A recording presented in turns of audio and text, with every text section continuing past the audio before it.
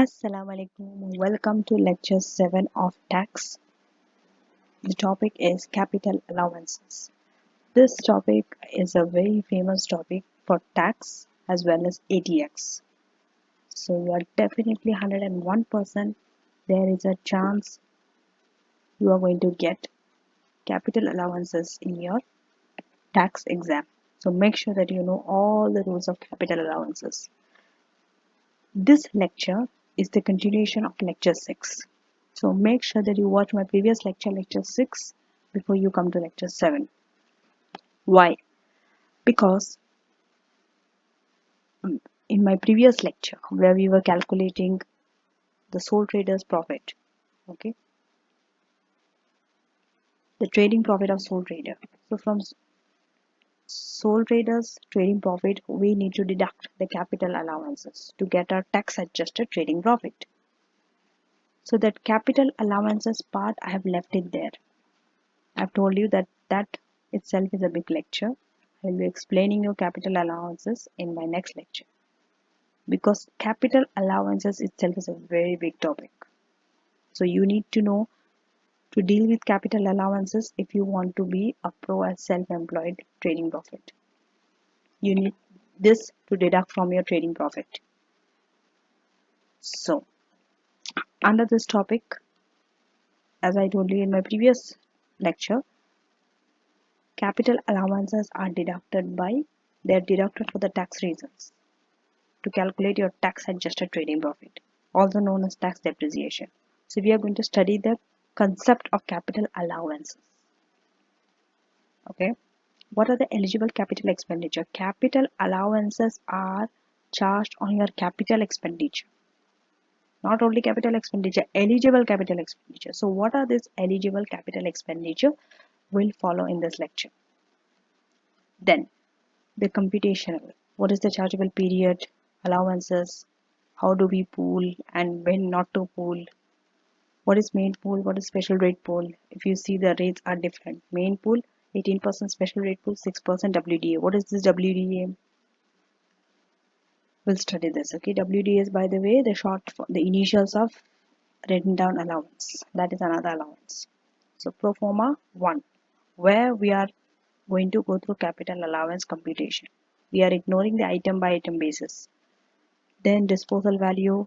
Then we are going item by item basis. So in the pro forma 2, again capital allowance computation, but this time we are including item by item basis. Balancing adjustment. What is this balancing adjustments? What is small pool balances? When we cease the trading, what is the impact on capital allowance? Short life asset election. When your asset is for 8 years or less than 8 years, it is known as short life asset. So we make an election for that, which accelerate your capital allowance. Then we have structures and building allowance. For buildings, we don't have capital allowance. We have SBA, structures building allowance, and some other matters. So all this area we are going to cover in this lecture. You have to be a pro in all this because capital allowance is also, these are the same things that I'll be teaching in ATX but with more advanced things. Okay, here short and long period of account. If the period is less than 12 months, it's known as short period of account. If it's more than 12 months, it's known as long period of accounts. But for only for income tax purpose, we are going to study more than 12 months. Okay, this for income tax only. Then we are going to calculate on how much syllabus we have covered, the summary and the technical articles you have to read if there is any that you have to read on this lecture. So let's get started. So these are the graphical representation. Okay, so mostly this lecture is going to describe you the detailed rules for computing capital allowance on your plant and machinery including cars. So the concept is, see in my previous lecture, okay, lecture 6, what was the topic for 6? It was the unincorporated traders profit. How do we assess the profit? Okay, so to get to the profit, we take the revenue, we deduct all the expenses. out of that expenses, depreciation was one expense, right? But the depreciation is deducted for accounting purpose to get your net profit. In terms of tax, they are not allowable. Depreciation is not an allowable expense. You can't deduct. Therefore, but in tax, you deduct what is known as tax depreciation. Instead of depreciation, you deduct capital allowance. This is for the purpose of tax. Okay. So capital allowance is going to give you a tax relief for capital expenditure on any qualifying asset. If you buy any qualifying asset, amount that you have spent, that is known as capital expenditure. For example, you are buying a new plant and machinery, you are buying cars. Those are capital type of goods, capital expenditure. So any expenses incurred on them are known as capital expenditure. So for that capital expenditure, HMRC is giving you a relief. The government is giving you a tax relief for investing on those. Why is this tax relief given only for capital expenditure, not revenue? Reason: capital expenditure is a huge amount. Okay, so in order to encourage you to invest on those assets, otherwise you will not buy them for the business. You will not invest in your business. So in order for you to encourage you to buy, they are giving a tax relief if you invest. So this expenditure, this tax relief that you are getting for investing in plant and machinery is known as capital allowance. Okay, this capital allowance you can deduct from your trading profit. That's why we have to calculate this. So remember, under the cash basis, this cash basis, accrual basis, we did in lecture 6, the previous lecture. That's why I'm always telling you, you need to go through my lecture 6 first before you come here. In fact, lecture 6, 7, 8, they're related. They're all relating to what? Unincorporated traders, that means sole trader and partnerships. So under the cash basis, for the sole trader, cars used for business purpose are the only asset on which you can claim capital allowance. See, under cash basis, you can't claim capital allowance in any asset, but car is the only asset on which, whether it is cash basis or accrual basis, you can claim capital allowance. This was covered in lecture 6. Now, so capital allowances are your eligible capital expenditure. Could be new, could be second hand, okay, on your plant and machinery and structures and buildings. So the definition is, as I told you before, it is giving you a tax relief for capital expenditure on the qualifying asset. Instead of depreciation, capital allowances are deducted. Now, plant and machinery could be anything. It could be fixed or movable. So anything permanently employed in a trade, usually more than a year, that performs a function as opposed to being part of the setting. So it is there employed in a trade, okay, that performs a function. It is giving you performing a function rather than being a part of the setting. For example, the building or the structure in which the activity is carried out.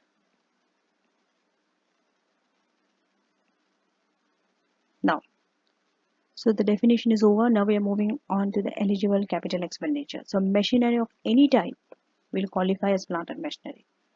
Computer software, films, computer software, films, tapes, discs, all these are what?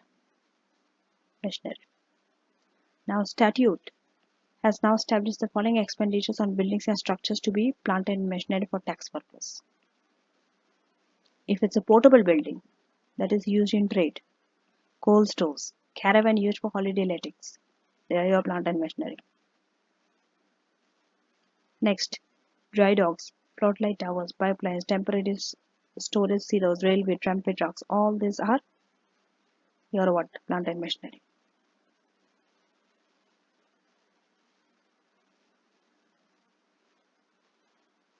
So, statute has also confirmed the following expenditure on fixtures that are included in your buildings to be plant and machinery. They are your thermal insulation added to any commercial building.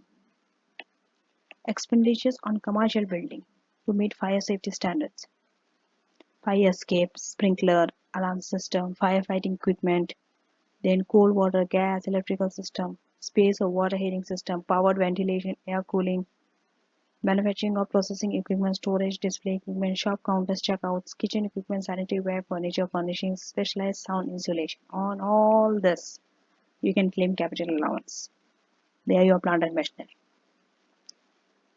Next, refrigeration equipment, safes and bank strong rooms, mobile partitioning, telecommunication surveillance and computer equipment, decorative assets in hotel restaurants, advertising hoardings and signs, lift, hoist, escalator, moving walkways, and any other expenditure on the fixtures that are really reasonably classified as fixtures and not part of the building itself are your capital expenditure. Now, the following expenditure counts as a part of the cost of the building as opposed to plant and machinery included in that building. So because they are part of the cost of the building, they are not eligible for your plant and machinery capital allowance.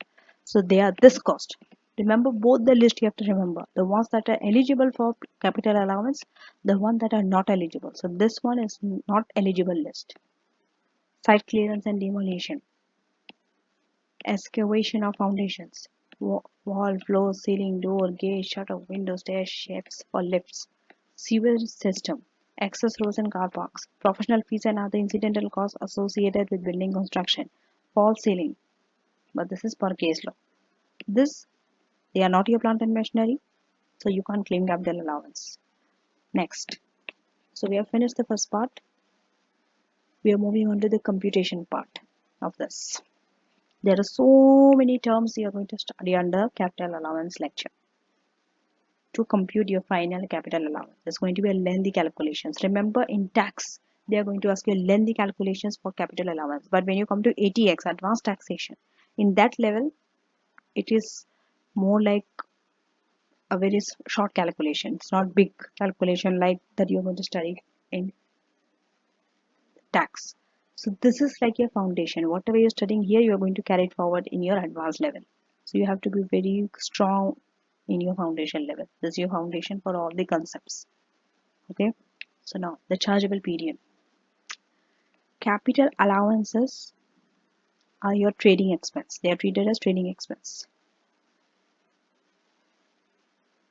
And capital allowances that will be available for a company will be covered in lecture 17 because we are still under income tax. So this lecture is only for income tax purpose. Now, so after you deduct capital allowance from your trading income, you get your adjusted profit after capital allowance. Now, allowances. So these are the types of allowances. There are various types of allowances under capital allowances. Why capital allowances? The word capital expenditure. Capital allowance because these are allowances of capital. Okay, but there are many. So there are three types of allowances that are available on plant and machinery. Write down allowance. Writing down allowance known as your WDA. Percentages are given. First year allowance known as FYA. This is 100%. And annual investment allowance A. This is also 100%. So these are your three allowances. All these are capital allowances only. You need all the three. The addition of all these three is your capital allowance. So you need to work on these three individually. Then first we are going to start with WDA. Okay. This allowance works on a reducing balance basis. Generally it's 18% and for special rate assets it is 6%. Special rate assets and cars. We have a list for this and the main pool. So for cars, whether it is special rate and main pool, you have to look at the CO2 emission. If your CO2 emission is over 50, it's a special rate asset. It will be charged as 6%. And if it's less than 50, the WDA is at 18%. Okay.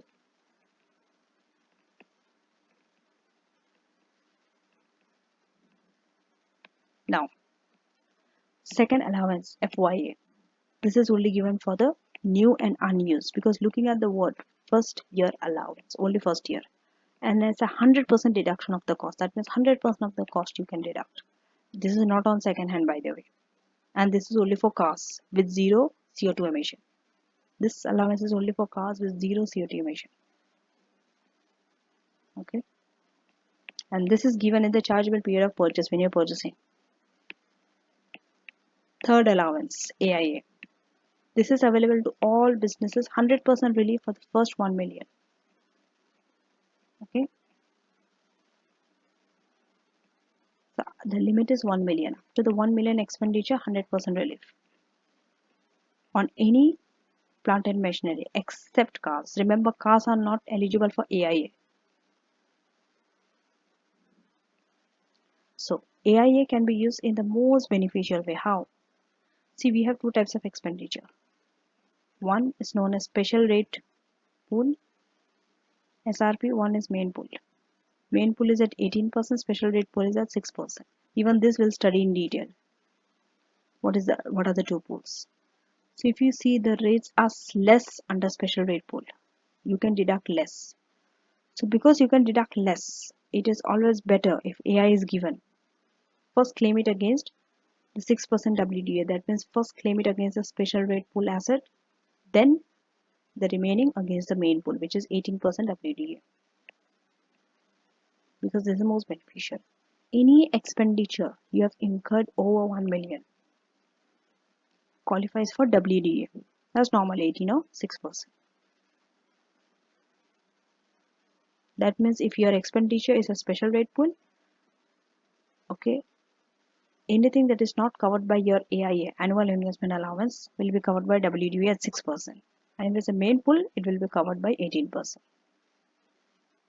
Now, AIA does not have to be claimed.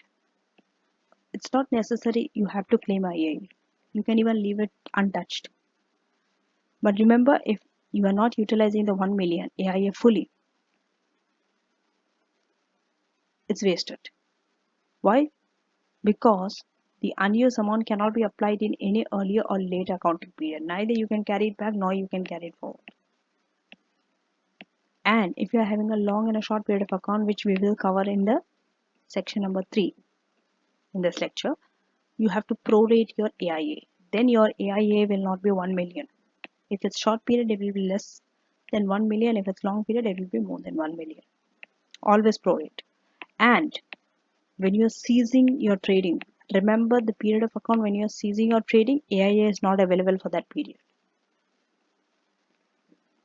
So final period, that means your final period, no allowances. Now, allowances for car. Cars have a special rule because the rate of your allowance will depend on the CO2 emission. Cars fall in 3 categories. You need to know the 3 categories. First category is 100% first year allowance, where it's a car with zero CO2 emission. Next is 18% WDA. These are the cars which are having low CO2 emission, less than 50 or less than 50. And then 6% WDA, that is CO2 emission over 50. These are special rate pool, this is main pool. And some exam advice. So the rates of your FYA, WDA and AIA will be given in your taxes in the exam. So in case you forgot, you don't have to worry. Even the specific rates for car with different CO2 emission, they are there. Now, pooling. When to pull and when not to pull. Pool means you gather them all together and keep it under a pool.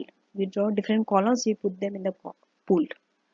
When we are dealing with capital assets, we are not keeping them separate. If we are having 4 or 5 assets, we are adding them, aggregating them together, pooling them. Okay.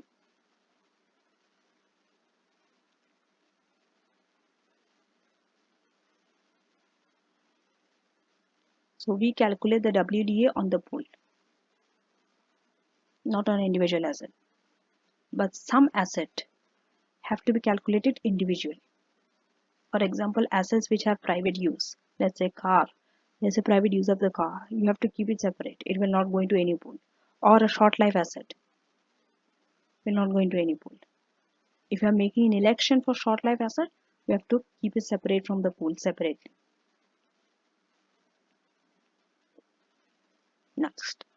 So when you are buying a qualifying asset, what goes there in the pool? That is your purchase price. This will be given to in your exam. How much you have purchased it at. That is the amount which will go to the relevant pool. And when you are disposing the asset, remember from the pool the value goes up, the value is decreased. Values decrease the lower of sale proceed and original cost of the asset. Whichever is lower, you reduce the pool by that amount. If it's the cost, then cost. If it's the sale proceed, then sale proceed. And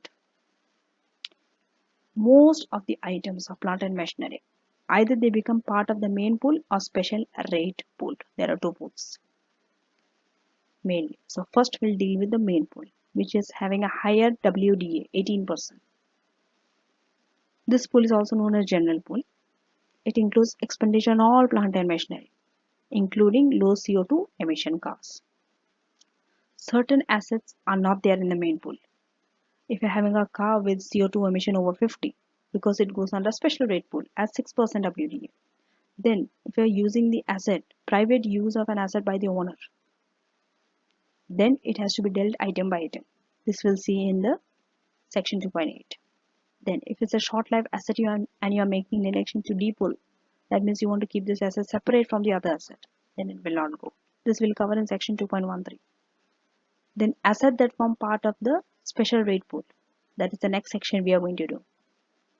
So new car with zero CO2 emission, they go in the main pool. If you're not claiming first year allowance on that. Second hand cars with zero CO2 emission can also be included in the main pool. If it's a second hand car and zero CO2 emission, it can be included in the main pool. Special rate pool, this is having a lower WDA. So expenditures on this, if it's a long life asset, thermal insulation of buildings, integral features of buildings, and cars with CO2 emission over 50. So these are the four assets. Now, long life assets with certain exclusions. We'll study those exclusions a little bit later. But what is this long life asset? Long life asset means when the expected life of the business at least 25 years. At least, that means 25 or more than 25. And expenditure has to be more than 100,000 for the 12-month period. It has to satisfy both the criteria. It has to be more than 25 years and you have to spend at least 100,000 for 12-month period. Remember, this 100,000 limit is prorate for long and short period of account. If it's long period, more than 100, short period, less than 100,000. And if your expenditure is less than this 100,000, then it will not go in the special rate pool, then it will be added to the main pool. Okay.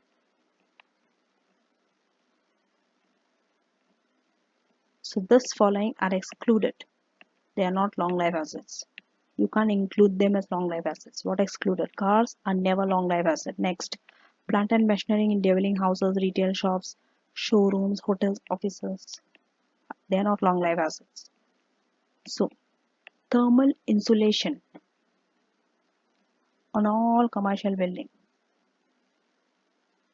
except those let for residential by a property letting business. Now, coming to integral features. So the integral features on specific plant and machinery when constructing or altering a non-residential commercial buildings. Remember, it cannot be a residential building, it has to be a commercial building because only on business asset we are claiming capital allowance. All this WDA, FYA, AIA are claimed on commercial buildings, not residential buildings. So this list includes electrical, if you are spending anything on electrical in a commercial building, including lighting, special rate pool. Because they are integral feature, you need them in a building. Your building cannot run without this electrical. You need cold water system, you need space of water heating system, power system of ventilation is needed, air cooling is needed, then lift is needed, external solar shading, all these are needed there in a commercial building. So you can claim, and they are special rate pool at 6%. This pro forma,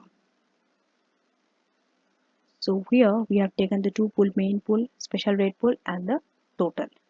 Under the total we are going to write the allowance, and inside you can see there is a pound. This is for working, all your inside workings. Whatever you are deducting are inside this. So you will always be given this brought forward balance, WDV, written down value, the opening balance. Under special and main, nothing goes under allowance. Then any additions, you have purchased anything, will be added here. So for special rate pool, because assets qualifying for AIA, first we'll deduct from the special rate pool. Remember, special rate pool is at 6%, this is at 18%. So AIA, first section is assets qualifying for AIA. Deduct AIA. This AIA is a capital allowance. It's an allowance. So under allowance column also, see wherever I am deducting, equally it will go under allowance. Automatically you have to update in the allowance column. It's an allowance. And then once you deduct AIA from the assets, it will go under special rate because this is special rate pool. Okay, you write the total. Then main pool. Assets qualifying for AIA, you deduct. Again, you see, this is allowance. So it will go the main pool. Then cars with greater than CO2 emission greater than 50. Remember, no AIA on car, but FYA is there, but not for this car. This will go under special rate pool, and cars with less than 50. Again, no AIA, it will go under main pool. Now, so add the total under special and main pool. Then disposal. This will see in section 2.7. The next section says disposal will deduct from the special rate pool, or it could be from the main pool also. Then take the total under both. Then WD at 6%. We deduct from special rate pool. Remember this is an allowance. This WD. Even AIA here and AIA here. This two also allowance. So here it's an allowance. Then WD at 18%. This is also an allowance. Write the total under special rate pool and main pool. Then any additions with 100% FYA. This is only for new zero emission car. So write the amount here, deduct. This is again an allowance. So this balance will obviously be 0 because 100% on the cost. And then we are going to get the written down value carried forward for the next year. Remember, when we are having multiple years, let's say 2 or 3 years, this carried forward balance will be the brought forward balance in the next year. Okay. So special rate, main pool, and finally we are going to add the total of all this is your allowance. This is what we need to deduct from our trading profit to get tax adjusted profit. This is the main. For this we have to do all these previous steps, and you have to be correct in all those steps. That's why you have to understand 6%, 18% main pool, special rate, AIA, FYA, WDA. You have to understand all this to get your allowances correct. Now, disposal value when we are disposing. So when we are disposing, what is eliminated is lower of your sale proceed and original cost. Normally, proceed might be equal to your, so proceeds value normally equals to actual sale proceed, but they may also be part exchange value. See later. And insurance compensation received.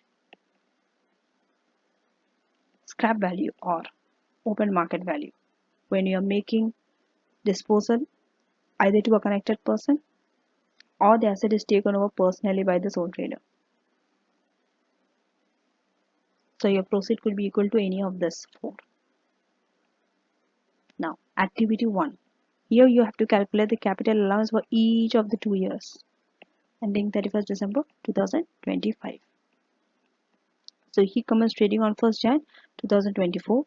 Prepare accounts to 31st December using accrual basis. There are some additions, some disposal in the 2 years. Okay. So here and you have been given the cost. Equipment and furniture, 3 delivery vans, thermal insulation of building, new electrical lighting, car, zero emission is 180, new electric car, zero emission, car with 50, further office equipment, computer equipment, car with 48. Now these are disposal. You have disposed office equipment and delivery van. Cost has been given and also the sale process. So now by using the column format, we are going to prepare the answer for activity 1. So here, what is a starting point? We are supposed to prepare capital allowances computation for 2 years. Okay, ending 31st December 2025. So first we'll start with year ended 31st December 2024, the earliest year first. And when you're doing capital allowances, you have to follow a systematic approach. It has to go by a column format. You have to draw different columns like how we do for income tax, non-savings, savings, dividend. We put in different columns and then the total to get our income tax. Same way for capital allowances, we need to take the different pools. The special rate pool, the main pool. These are the two pools. And your allowance column. So 3 columns we need. First decide how many columns you need. This will help you. You need 5 columns for this question. One is for the description part, whether it's a van, what type of asset it is. The other one is your inside working where you will be deducting the allowance. And then your special rate pool, main pool and allowance. So 5 columns total you need for this. Now, one might ask me, ma'am, how do I decide how many columns? See, initially it will be a little difficult, but with experience, with practice, you will know it. By looking at the question, you will know how many pools you need to open. But definitely, you need the allowance column. That's for there for every question. One description column and one the allowances that you are deducting, which does not go in the main pool. There's a column. After the description, only the second column is for your working, where you'll be deducting the allowances, your FYA, AIA, and WDA. So the description and the second column for deducting allowance and the allowance. These 3 columns are compulsory for any capital allowance question. This much you know. After this, you will decide how many additional columns you need. If there is only main pool, then main pool. If special rate pool is also there, special rate pool. If there are small life asset, small life asset. Then if there is any private use, then there's a separate column for that. But in this question, we don't have any private use. We don't have any small life asset election that is made. So nothing to depool. Everything is folded in either 2 categories, main pool and special rate pool. Clear? So now we'll start with that. First, we'll start making up the pro forma, the columns, rather than directly jumping to the question. Whenever you see a capital allowance question, this is the approach you have to apply, whether it is in tax, whether it's in ATX. But in ATX, it's little simpler because you straight away you can calculate allowance. They might just give you one asset and tell you to calculate capital allowance, because there it's more like advice. You have to advise rather than calculating the whole capital allowance computation, unlike in tax. But here you have to do it. You have to master this. If you master capital allowance, let me tell you, you have you can secure the most for your self-employment topic. And by the way, capital allowance is a question which comes for many marks, but it is also one of the easiest to score, let me tell you. Even though there are a lot of workings required for capital allowance, one might get wrong, but it is one of the easiest if you understand the whole process. Because capital allowance, the way it comes, the questions are very similar every year. The only thing is the numbers are changed, the name of the companies are changed.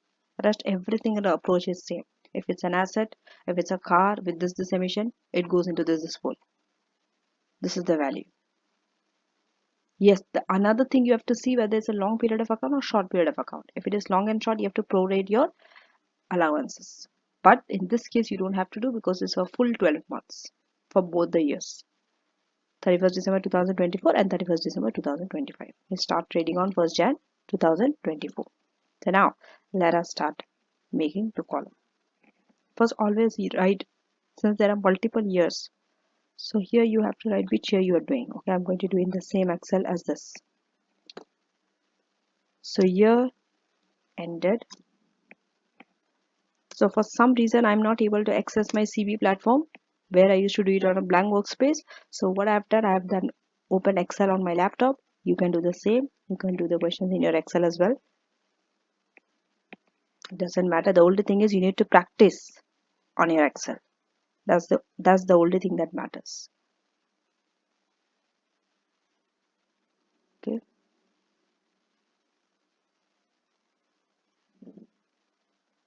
So I'm going to extend. Okay. Year ended 31st December 2024. So I'm going to make it bold so I know I've highlighted it. Now under this, any additions I will add, any disposal I will deduct. Okay, in this case there are no disposal, only additions. So remember, the first category are your additions qualifying for AIA, annual investment allowance. That means whatever you have invested annually you are going to get an allowance. That's why annual investment allowance, AIA. The fixed limit is 1 million.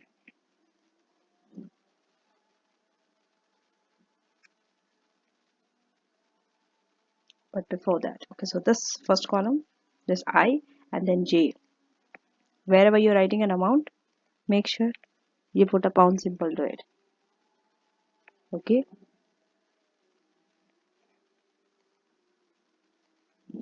so here you will not have the pound symbol. You need to go to insert and go to symbol.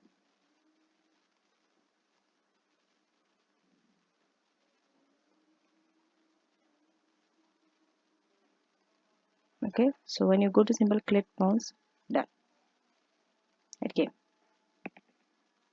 Okay, whether you want to center align, left align, right align is up to you. Then main pool and special rate pool. So we'll write the special rate pool as special rate pool.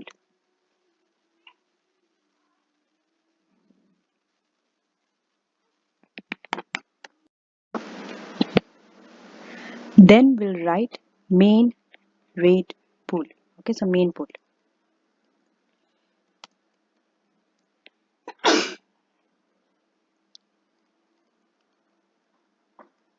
Okay, I guess the font is small, so let me increase the font to 40. Okay,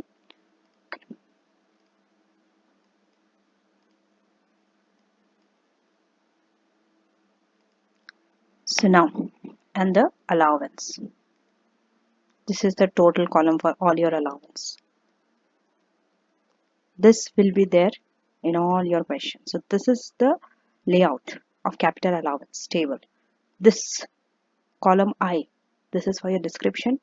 You always need a description. This is your inner column where you will be deducting allowances.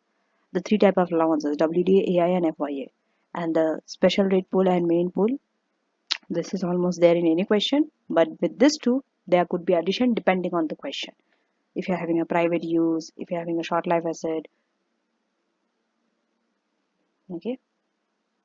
And this one as allowance. This is also there always. Okay. So this is the layout.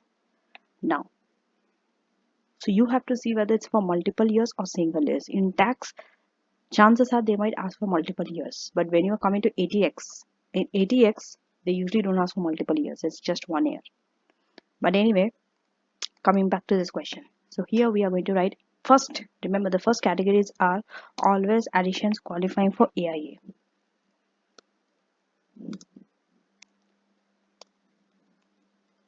You need to practice this on your Excel so that you can type fast, do the pro forma very quickly and put the numbers from the question. Now, go back to the question. So looking at this, what are the additions qualifying for AIA? Remember, in my previous slide, what did I say? Always when there are two pools, deduct AIA against your special rate pool over the main pool. Why? Because the special rate pool it is 6%. The percentages are less. You are getting a lower allowance. But in main pool, you are getting a higher allowance. So why to waste? Okay, you want to maximize as much allowance as possible.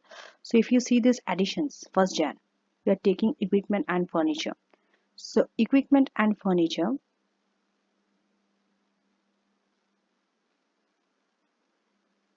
and equipment and furniture. What is it?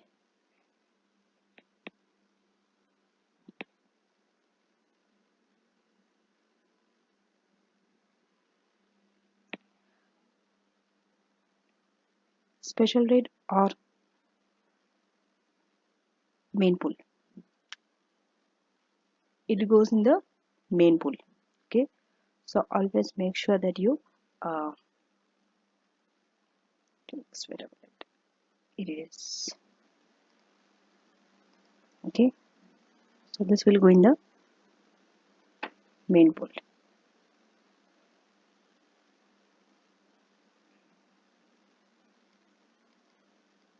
This will go in the main pool.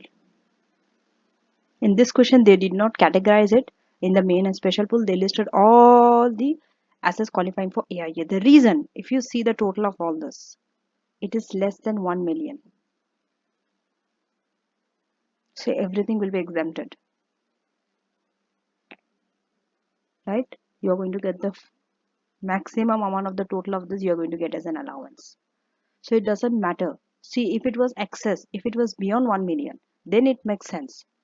First utilize the special and then the main pool. But here everything will be covered under the AIA. So it doesn't matter whether you classify it into special rate pool or main pool for this question. Okay. But in your exam question, they will always give you a question where you are going to exit the AIA. So I will go by the tradition. Okay, by the past paper. So I will divide it into the pool. So equipment and furniture, they are in the main pool. Okay, remember that special rate pool category. See, for main pool we didn't go through the category. Why?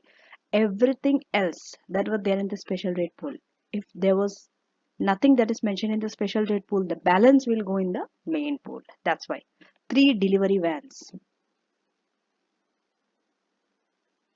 So what about the 3 delivery vans?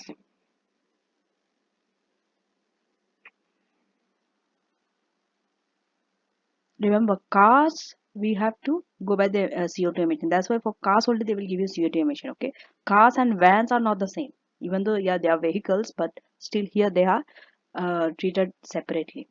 Okay, so here the 3 delivery vans, this also will go in the main pool. Thermal insulation of building. So thermal insulation of building is a special rate pool,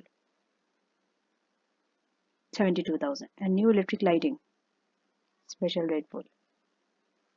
We went through this list. Remember, cars do not qualify for AIA. But here on 21st Feb and 19 March, we bought office equipment and computer equipment. This both will qualify, they are main pool. Both are main pool.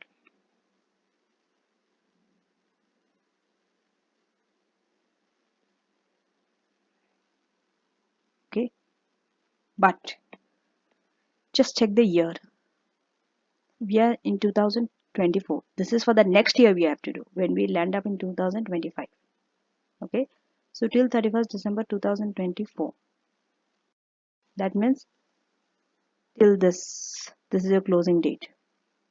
Till here, this is year 2024 and this are year 2025.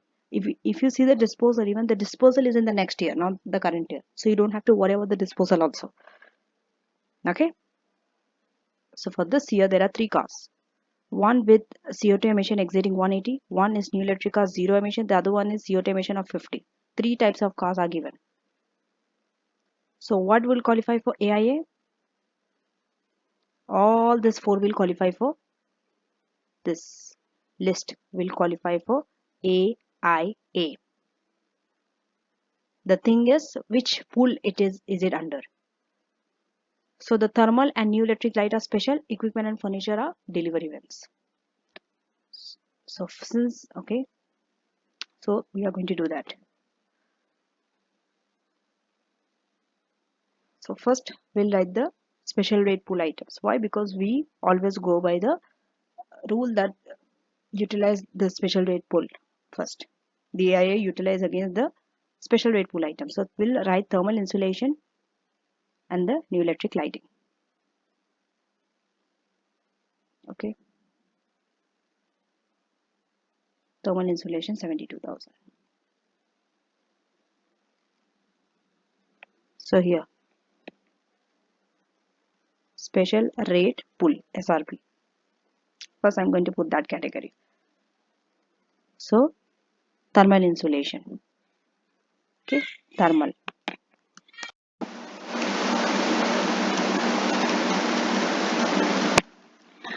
So thermal insulation is 72,000. Remember we are going to deduct AIA. So we'll write this in the inside column. 72,000.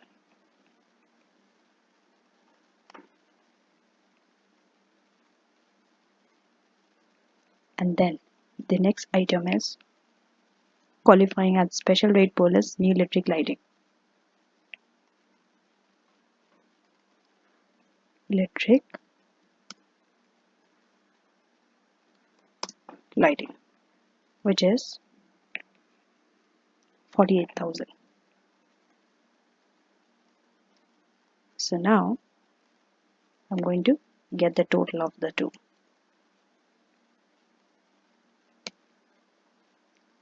which is 120,000.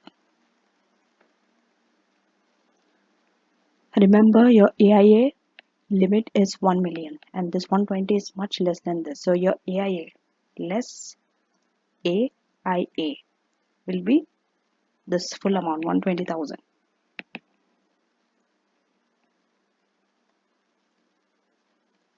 Done. The moment I put bracket, they are showing it minus, okay? Because Excel is taking it as a negative figure. So now remember this 120.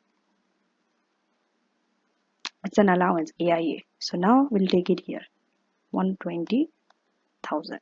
Nothing will go in the special rate pool because everything is deducted by using AIA. Remember, if we have anything left after deducting AIA, that means over 1 million, the excess, then that balance will go in the special rate pool or main pool. So in this case, everything is deducted. Nothing goes in the special rate pool. Now we are moving to the main pool. So like SRP, we are going to write main pool, MP. So for MP, it's the equipment and the vans. Okay, equipment and the vans, which is 60 and 30,000.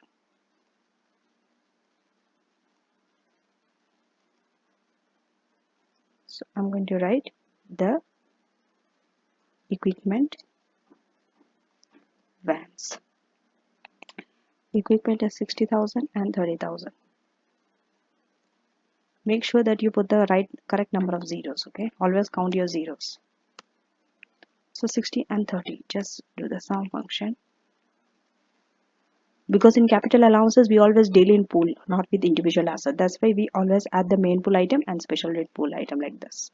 So it's 90,000. If you see, this is also, it comes within the 1 million limit. So less AIA.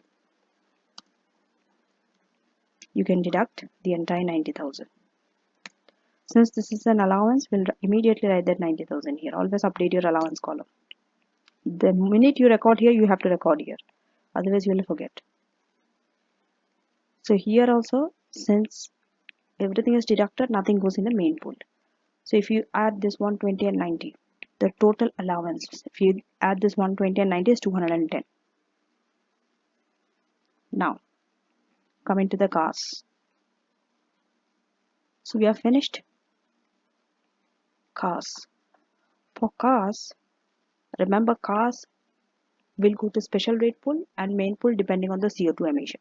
And if it's a new electric car, like the one we have purchased for 4th March, it is eligible for first year allowance FYA at 100%. So the first car, which is bought 10th Feb, so emission is 180. If you see the emission is more than 50, so this is a special rate pool item, the 15,000. and the next one which is bought in 4th March.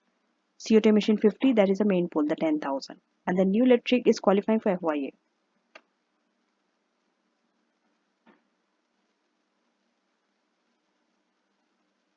So this 15,000.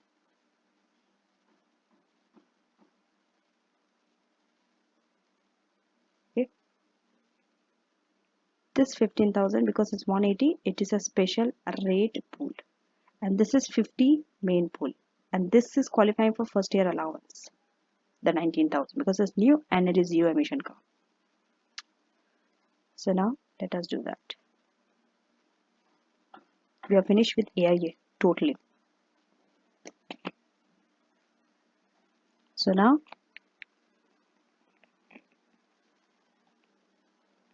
you can write car 180. I'm writing 180 to understand the CO2 emission is 180. It will go in the special rate pool as 15,000. It is not eligible for anything. It will just go in the pool. Okay.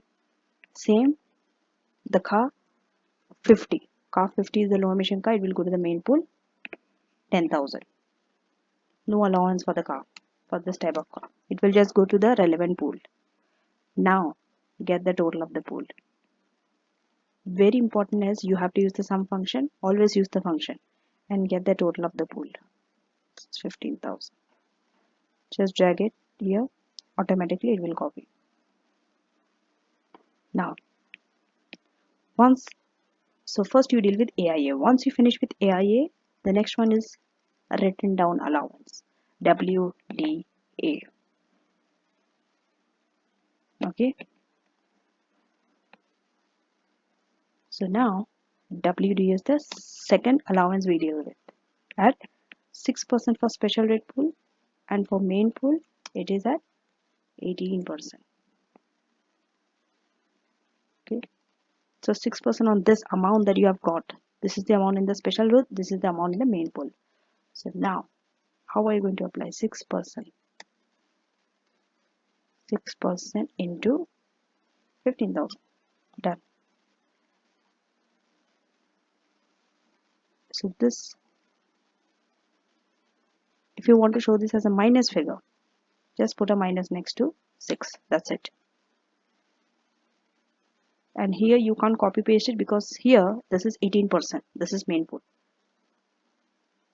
So right here. And remember this 900 is an allowance. WDA is an allowance. So immediately in the allowance column you will write 900 and it's positive.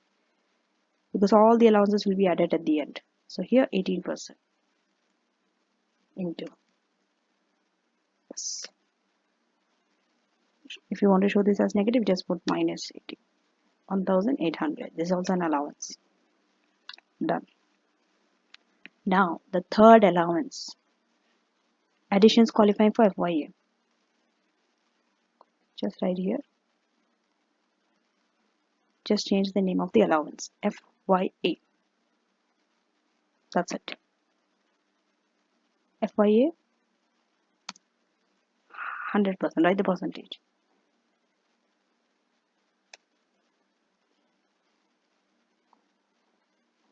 100% FYA. So what is the new electric car? New zero emission car. What is the amount? 19,000. It was 19,000. Now I'm going to deduct the FYA less 100% FYA. Write the percentage. If you write the 100%, it has understood the full amount. So minus 19,000. Done. This is an allowance. In the allowance column, I'm going to write 19,000. Done. So now it is here. It is the WDF, the written down value carried forward. This will be carried in the next year. You need this amount in the pool. Here it is 0. Here if you do it, the amount would be 0. Nothing is left. Here you can use the sum function because these numbers are in minus. But if this number was in positive, then you had to minus. So now we are going to use the sum function, and from 15 just deduct the WDA. That's it. Here From 10,000 deduct 1,000. So 14,100 and 8,200. Now your total allowance is just simply the sum function of all the three allowances, AI, FYA and WDA. So it is 231,700. This is your allowance for this. Now what's the next? Year ended 31st December 2025. So see, rather than copy paste, rather than typing this again here, I'm going to copy paste the entire 2024 for 2025 and use it for 2025. So let's copy this.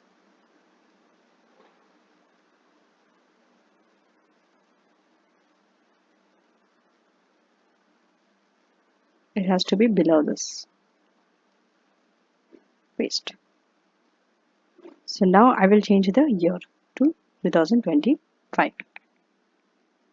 Next year also is the same pool because we just have the addition that we have. It's just a cause. Okay. So now we'll go back and see for 2025. We have one office equipment, computer equipment and car. We have three items and then we have a disposal. So when is the disposal? 7th April. After you have purchased the office equipment and computer equipment. Both office equipment and delivery when you are disposing on 7th. So now when you are starting for the next year, remember the carried forward balance of the previous year? Now it will be your opening balance. So you will now have an opening balance, which is known as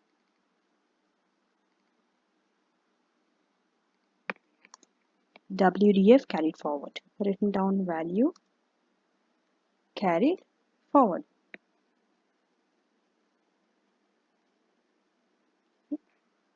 You just have to copy paste from here, okay? So copy, paste. Why is it showing 0? Because this I have done through a formula. But when I'm copying here, okay, you have to see, you want to copy the value or with the formula. There is an option here. Go to copy. Okay, when you come here, click, you see, paste the value, the formula. So you want with the formula or the value. It's always good to take with the formula. But if you're taking with the formula, see what's happening. This, they have taken this. So this, they will go, the cell will go down. Why? Because when I calculated this, I didn't put a dollar sign to it. Next to this, I didn't lock the cell. That's why it's going down when I'm going here. So if you're copying it with the formula, it's always good to take the dollar sign. Okay. If you're locking with the dollar sign, put dollar next to it. Not just the row, also the column. Put dollar sign. Remember the dollar sign is before this thing. Before the initial and the number. And here, dollar and dollar.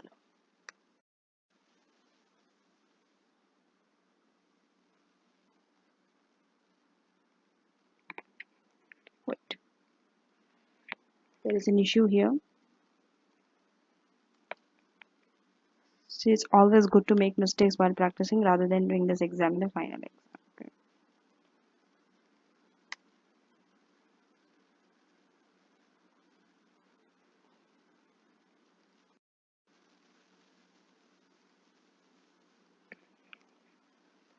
Just do the sum function again.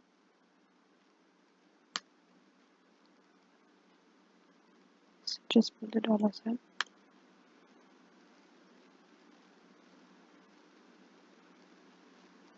Now,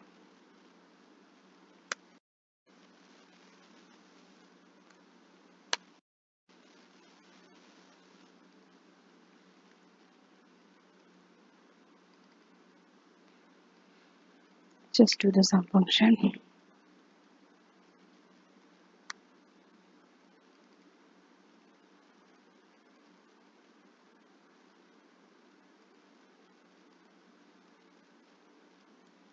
Dollar sign,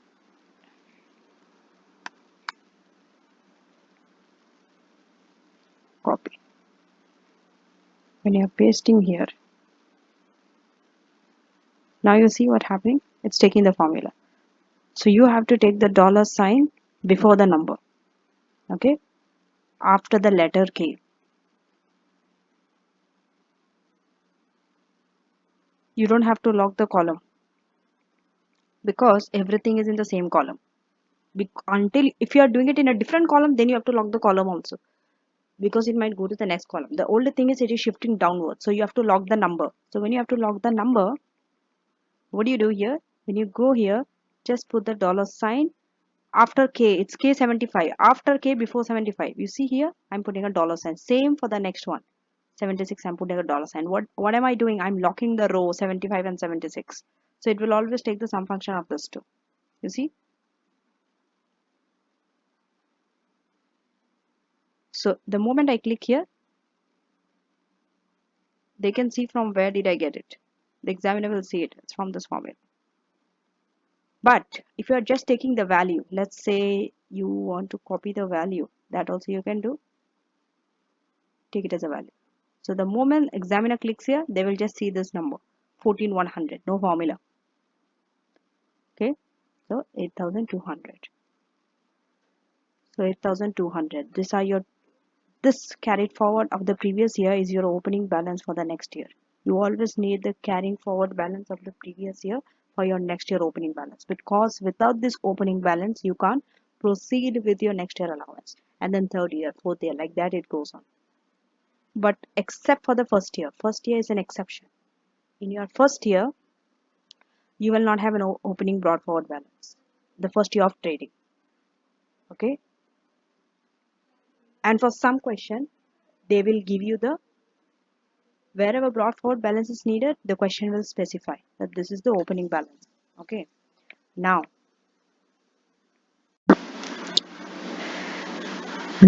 we will add the additions. So from here, again, as I told you, is the same thing. Now it's just a replica of the previous year with new numbers and new assets. So additions qualifying for AIA. They are your office equipment and computer. So equipment and your computer. Okay, equipment and your computer. So now what is the price for equipment? It is 12,000 and 15,000. So 12,000 and 15,000. I will just change the number wherever it is relevant. You see, now automatically what happened here? The total is calculated with office equipment is 8,000. I'm sorry, I've taken the wrong figure. It is 8 and 12. Office computer is 12 and office is 8. 8 and 12,000. Okay, so it's 8 and 12,000. Done. 20,000. So AIA is less than 1 million. It will be covered by the entire AIA, which is 20,000. Done. This is minus. So this 20,000 is an allowance. You have to take it here. You just remove the one. That's it. Nothing will go in the special rate pool.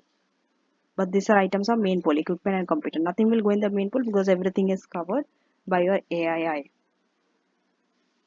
AIA. Now, coming to the car. So we just have one car here. CO2 emission is 48. That will go in the main pool because it's less than 50. Will not qualify for anything.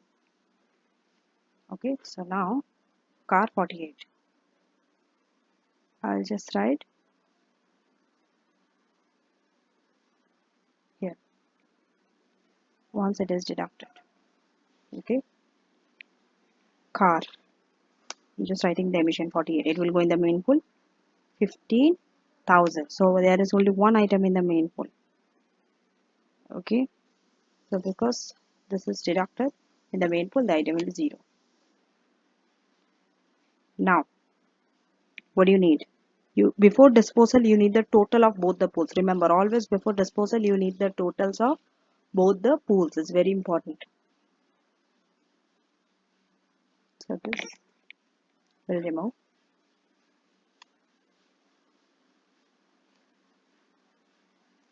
Now we are going to go by the sum function of both the pools.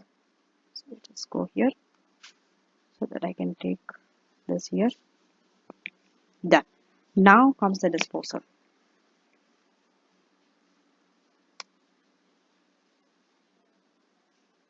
If you see here, now disposal. Remember, disposal is lower of your sale proceed and the cost. If you see office equipment, the lower is the cost, 5,000 versus 6,000. If you see the delivery van, the selling proceed is lower, 4,000 versus 10,000 cost. So now I'm going to take the disposal. Okay. So office equipment. First disposal is your office equipment. How much? You have to take the cost, 5,000. Both van and office equipment are from the main pool. You have to deduct minus 5,000. Now van is 4,000. You have to deduct minus 4,000. Now once again, before carrying out WDA, you need the total. Okay, you need the total. So do the sum function. From this we are going to deduct this, and here the total is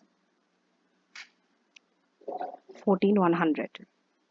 Just do the sum function, the same. Done. Here you don't need actually because we don't have anything. Disposal already done from main pool category. Now your third allowance, WDA. Actually, sorry, second. Here we are not eligible for any FYA because we don't have any new electric car with 0% emission. So only WDA. So this 2, I copy here.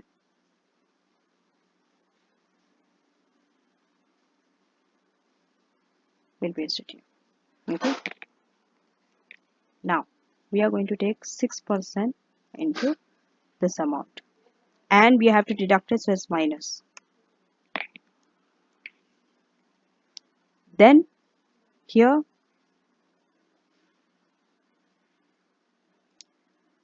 we are going to take 18% of this. It's a minus figure, so I will just write minus. Okay. Now remember this 846 and 2556 are allowance, so you have to add in the allowance column and it will be a positive figure. Okay. Now what's the next? Nothing. WDF carried forward. This.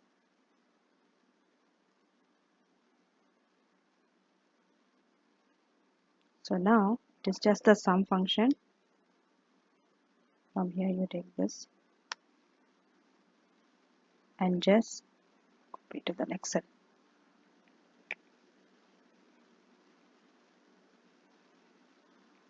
When we are taking here, there is a mistake here. Okay, here when you are taking, it is this deducted, this only. And now your total allowance.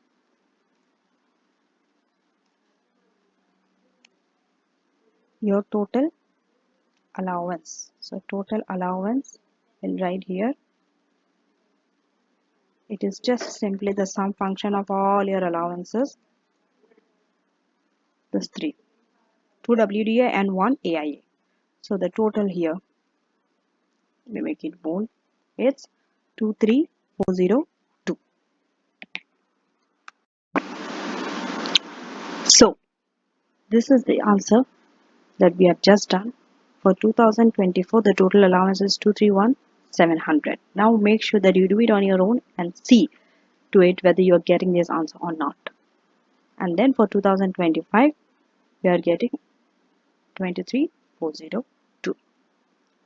So moving on to the next one. This one was without item by item basis. Now we're moving on to item by item basis. Here, capital allowance has to be restricted or calculated specially into a separate column. Why? This separation of column applies for in two circumstances. First, circumstances where assets, there is a private use of an asset by the sole trader. Mostly this is for cars. Okay, if there is a private use of a car, you are going to have a separate column. That cannot be dealt in main pool or special weight pool. Normally cars we put based on CO2 emission on the private or the special weight pool. If it's above 50, special rate, less than 50 or 50, main pool. And if it's new electric zero emission car, it is eligible for first year allowance. But if a car is having a private use in that car, there's a private use by the sole trader of that car has to be dealt separately using a separate column known as private use. Okay, and in this case, your WDA, written down allowance, is restricted. Even your WDA will be restricted only to the business portion. You will only get WDA. Allowance, remember, capital allowance is only for a business proportion, not for the private proportion. So if the car you have used the private proportion, they normally give you the private proportion. So the balance is the business proportion. So the business use proportion is your WDA. Next, remember, this restriction of WDA to the business use proportion never applies to the car that is used by employees.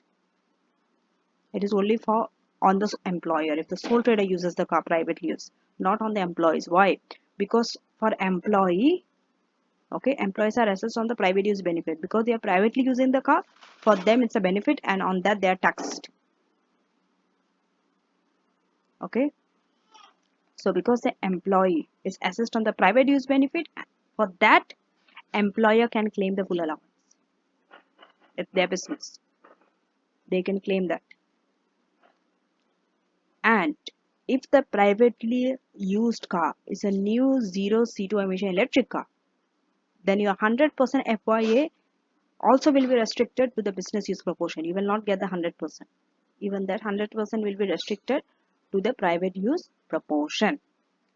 Now, second circumstance, short life asset. So either private use of car or short life asset. In these two circumstances, separate column. I told you there will be separate column.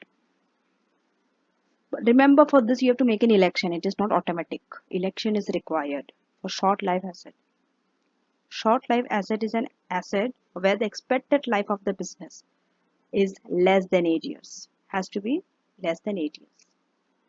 You have to see whether this election is beneficial or not. This election may be beneficial if you are expecting that an asset's life is less than 8 years. We'll cover this in section 2.13 in detail. But the election cannot be made in respect of the car or assets with private use. Remember, if you're using an asset or a car with a private use, you can't make the short life asset election because already you are having a separate column for private use. You can't again create another column with the short life asset election there. Okay, so if a short life asset election is made, you have to make a separate column if that election is made. Now, so now with those two additions, we'll again go through the same capital allowance computation, the pro forma. This is pro forma 2. Just now we went through pro forma 1 and did question 1 also. Now we are moving on to pro forma 2. So already special rate pool and main pool and allowance, as you can see there on your screen. The other two I've hidden, now I will include them. Short life asset and car with private use. This two you can have. Mostly or most likely to have at least the private use part. Most likely this is tested. But short life asset, it comes sometimes, sometimes it doesn't come. It's variable. Now, why did I put a asterisk mark next to the car with private use? Remember, the car has to be used privately by the owner, unincorporated business, not the employee. So now let's start with the WDF brought forward. In the special main pool, only the two pools will have. Car with private use and short life asset will not have any brought forward balance. Because for short life we have to make the election, and for car with private use will be done later. So additions. Special rate pool first will deduct the AIA for special. The balance will write in the special and the allowance. Then main pool less AIA. Then the AIA will go to the allowance. Then short life asset. From short life asset also we can deduct AIA. And then from private use car, you can't deduct AIA because cars are not eligible for AIA. We'll write it in the column. Nothing goes under allowance. Then car with less than 50 goes to main pool. Car, and you write the after that the total of the special rate pool and the main pool. Then disposal. So you could dispose on special or main pool. Then you find the total. Then WD at 6% for special rate, which is an allowance. WD at 18% from main pool, which is an allowance. And remember, WD at 18% could be from your short life asset as well. Could be from main pool, could be from short life asset. If you are making the election from short life asset, it will be from short life asset. If it's from main pool, no election, then that column won't be there. Allowance. Then for car with private use, could be 6%, 18% depending on the CO2 emission. That car that you are having. Whether it is 6 and 18% depend on the CO2 emission. But when you're calculating 6 and 18%, remember here you are calculating it at full 6. That 6 and 18% is full. That you are not apportioning it. Okay, whether there's a private use or not. The private use restriction is for the allowance. When we calculate in the allowance column, after you calculate WD at 6 and 18%, you will get an allowance. On that allowance, you have to take the business use proportion. So it's full WDA into business use proportion. Now, additions. 100% FYA. New zero emission car, you deduct it. It's an allowance too. So now, the special rate pool, main pool, short life asset, car with private use, and total allowance. Okay. So now, based on this understanding, we will start our activity 2.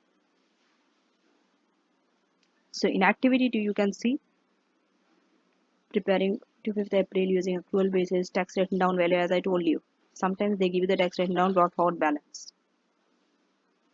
Since it's there, used based on that you have to start calculating. That is your starting point, the brought forward balance. Main pool 100,000, special rate pool 80,000. Now additions in 2 years. So now calculate the capital allowance for each of the 2 years ending 5th April 2025 from 23 to 25. Okay. So if you see here, there is a long life asset 170. Car with 110, this is special rate pool, and 40, this is main pool. And 80% is private use car 1, 60% private use by an employee, by peer. Okay. So they have not mentioned anything about short life asset, but private use part is there. So now let us quickly solve activity 2. Activity 2. Activity 2 I'll be solving in the same area where I've solved activity 1. The only thing is here I just have to add another column, car with private use. But which car? Oldie car 1. Oldie car 1 is required because oldie car 1 is used by the employer. But this 60% privately used by employee, this is a benefit. It will come under employment income. Okay. So this we are not going to touch. So for car 2 we don't need a private use. Okay. Now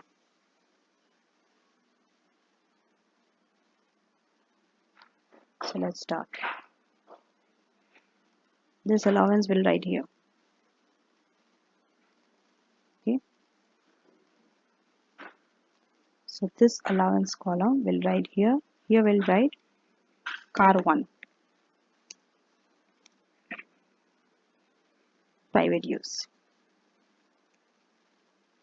80% private use. I'm writing PU. That means only 20% you can claim. So now this is for year ended 5th April 2024.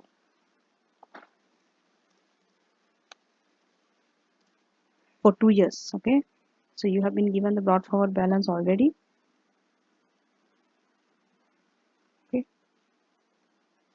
See rather LDVT, okay. So since we are given the brought forward balance already, we'll start with that. WDV brought forward. So for special rate pool, it was 80,000, and for main pool, 100,000. Most of you, what do? You go and do the sum function, you start adding this to. See, this is the common practice because we used to do that when we calculated taxable income, right? Non-saving savings dividend, we used to do this. So don't do this mistake. I know in capital allowance, most of you start adding this and write under allowance column. That's a mistake. Please don't do that. Okay. Next. So here if you see assets qualifying for AIA. Remember the car will not qualify. Only the long life asset. Only one asset is there, which is 170,000. So it will be covered by your AIA. And it's a long life asset means it's a special rate pool item. Okay. So we'll do the working here. Okay. Additions qualifying for AIA. This heading is always there. Now, long life asset. Remember, long life asset is a special rate pool item. Okay. 170,000. Just 0, 1, done. And then less AIA, which is minus 170,000. Remember this. Okay, wait. This is long life asset.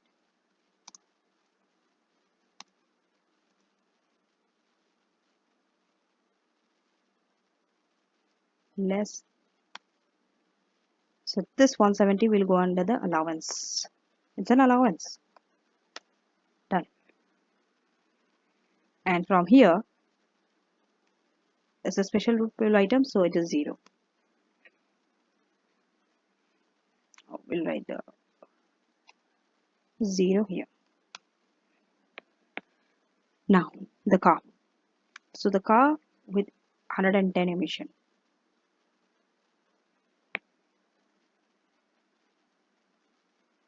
Remember, car 1 has a private use. So it will go under private use column, okay? Car 1. It's 110 years, it will go into special rate pool, but it has a private use. How much is the value of the car? 1. 25,000. So it will go under this column. 25,000. Done. Now, car 2. Car 2 is 40. 40 means it will go in the main pool. How much? 14,000.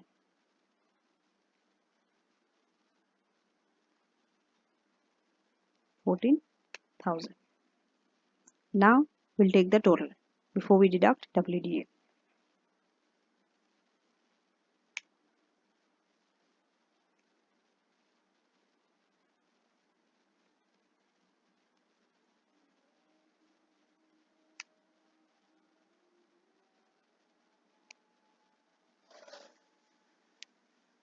So we are going to use the sum function.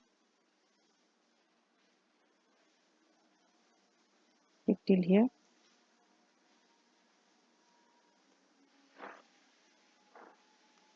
So that you can drag it to the other next. Okay. Now, WDA. Start deducting WDA 6%, WDA 18%.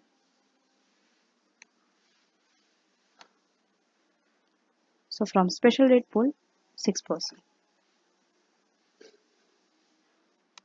6% of this, and to put minus. And now 18% minus 18% into this.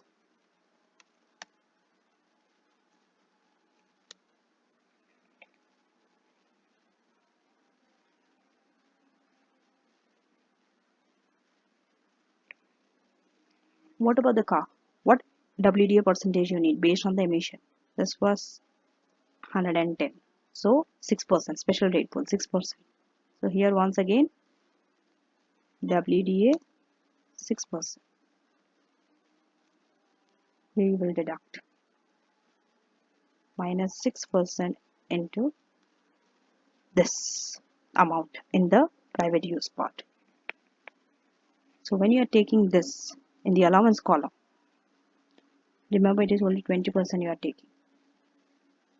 But you need to put a minus figure here because this is a negative. Here it will show a negative figure otherwise. Because when you multiply a negative by negative, automatically it is converted into positive.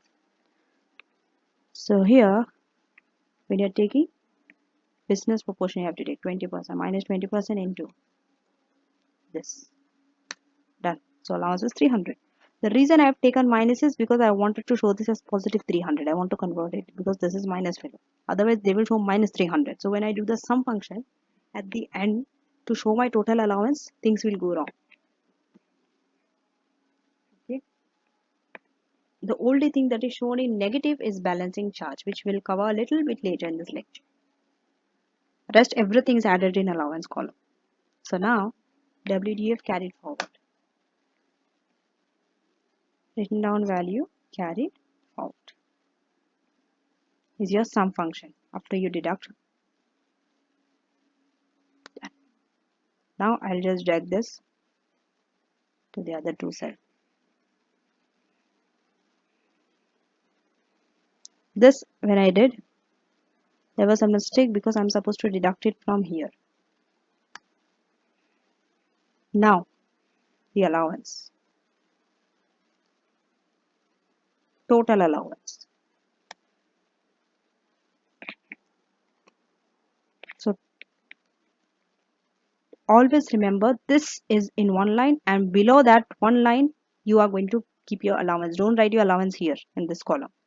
Don't put your carried forward WDA and allowance in one line only. Okay, allowance has to be shown a line below. Otherwise, it is easily misunderstood. So 170.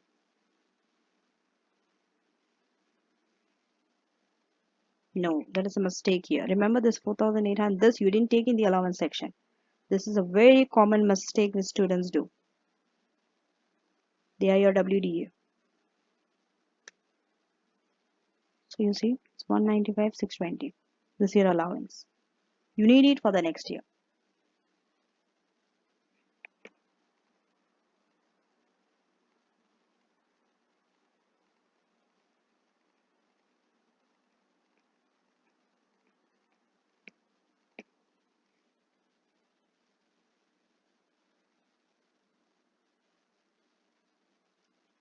So here, I will start for 2025 once again. The next year. Because they asked for 2 years. Here, I did not purchase anything, I did not dispose anything, then what do I calculate? Only WDA. One allowance was only available, WDA is always available. Even if your AIA is not available because you haven't purchased any asset, or FYA because you purchased zero electric power. But your WDA will always be available because it is on a reducing basis method. Every year it will be deducted. So here, this I hold in at this. Okay. So straight away, minus 6%, I'm going to take 6% of this. Done. Here, straight away, minus 18% into this. This, when you show the round figure, decrease decimal. Okay, you just have to click here, decrease. Now here, equal to minus 6% into this. But here when you are taking it, minus 20%, again you are taking only 20% of this, 282. And this you have to update the allowances, 16826. Do not keep your answers in decimal, always show the round figure. So your total allowances, this 3, 21,620. And your carried forward is from here, WDA carried forward. This I'm going to decrease decimal. Done.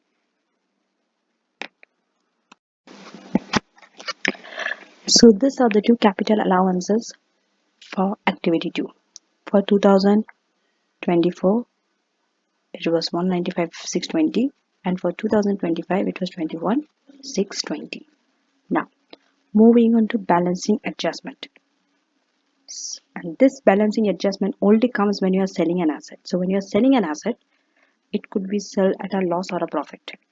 Okay, so this results in two things. Either it could be a balancing charge or a balancing allowance.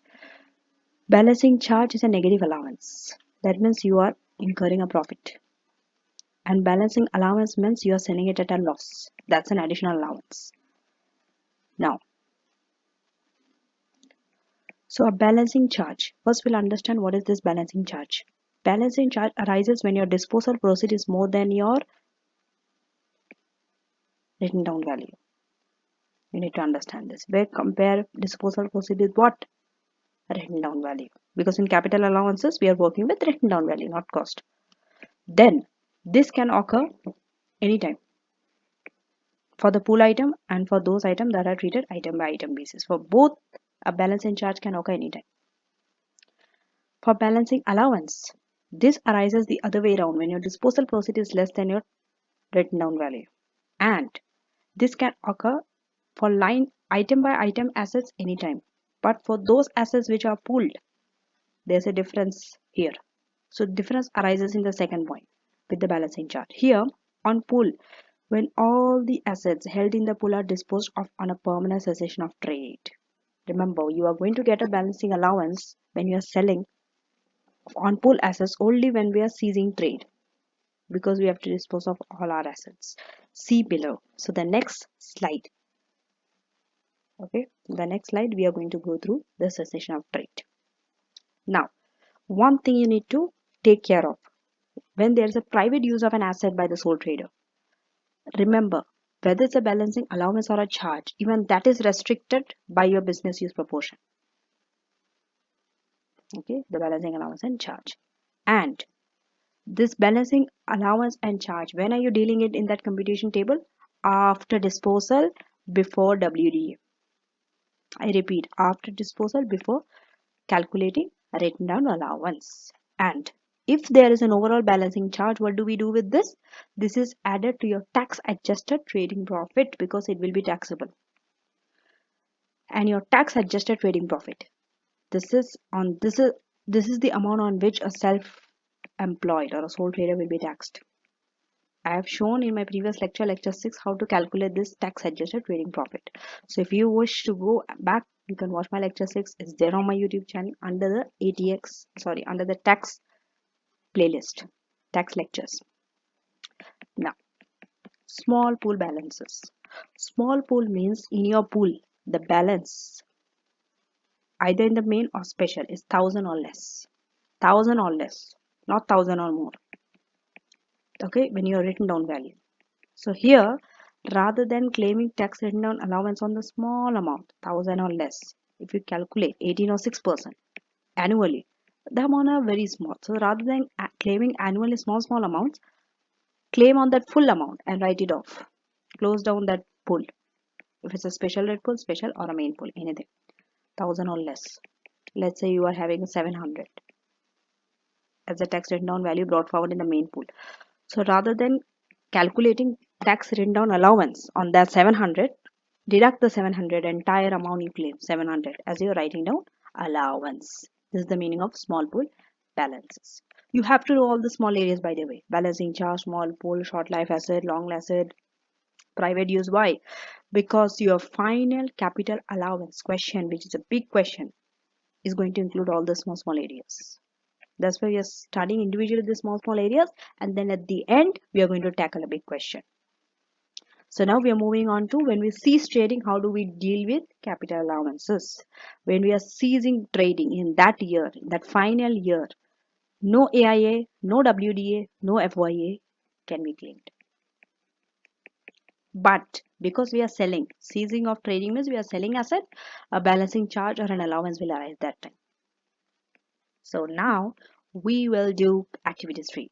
So now you see how slowly we are building up.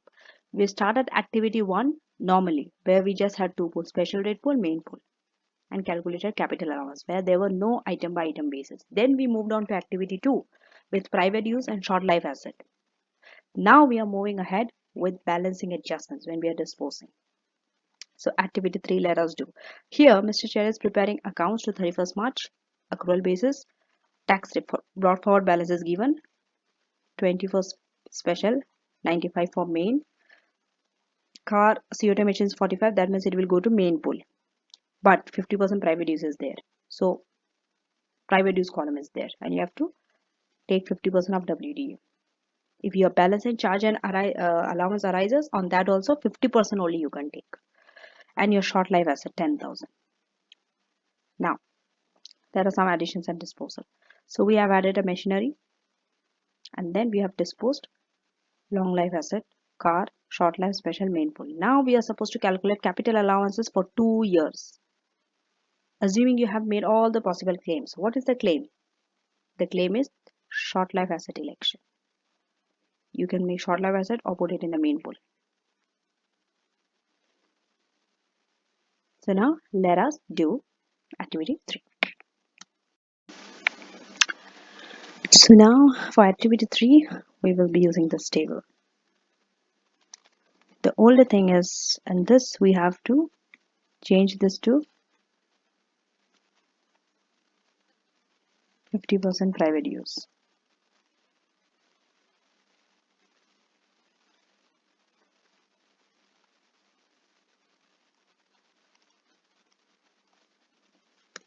And one more column we have to add for short life asset.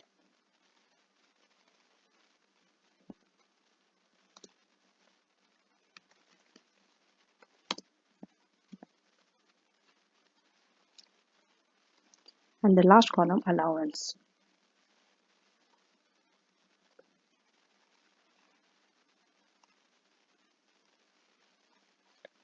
So now we will be writing the balance brought forward. So in special rate pool is 20,000.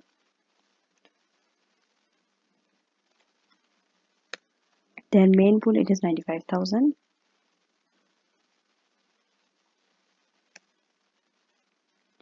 And car with private use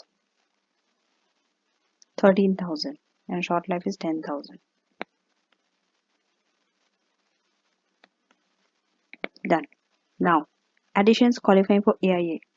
This is 31st March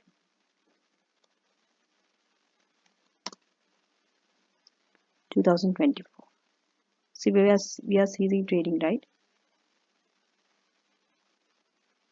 Because we are disposing all this.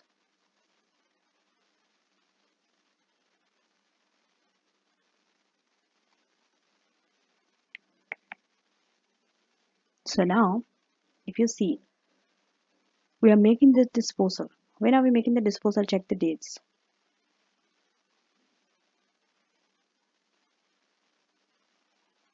This main pool special short life car with 45. That is this. That means we are selling off all the assets. Looking here, they didn't say we are ceased trading or anything, right?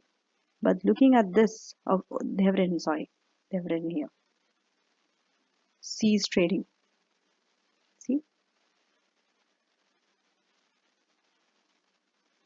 ceased trading. Even if they haven't written that they have ceased trading or not, it is understood by looking at the disposal of all the assets. They're disposing all the assets. The car, the short life asset, the special rate, the main pool. But they will definitely tell you whether they are going to cease or continue, or they have just started.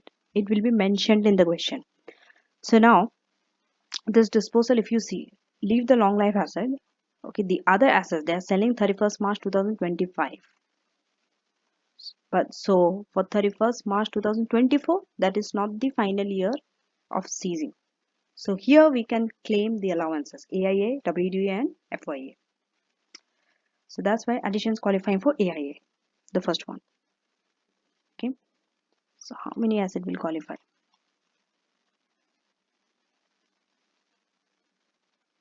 Here, the factory machinery, which is 200,000, one asset only, and it's less than the total AIA. Okay. So that is a factory machinery. I will just write factory, 200,000. So less AI it is 200.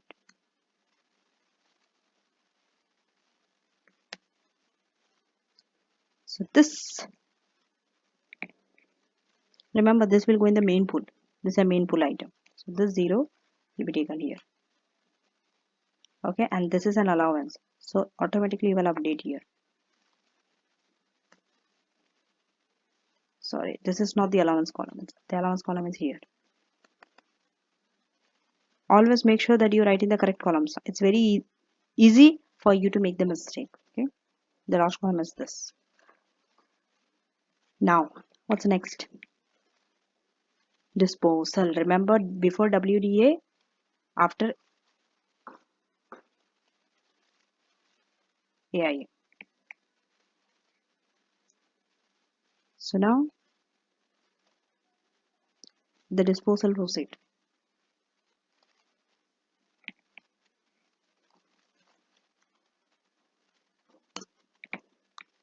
So we are going to dispose what?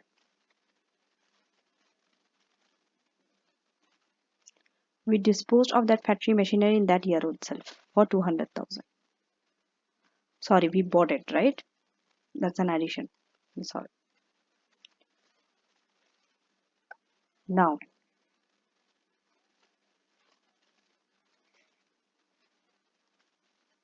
we are disposing the long life asset, and this is 20th December 2023.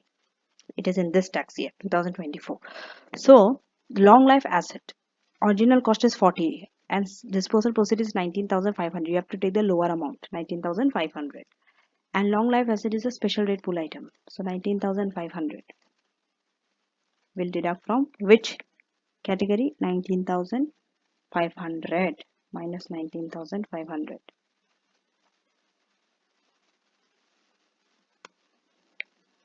Okay, now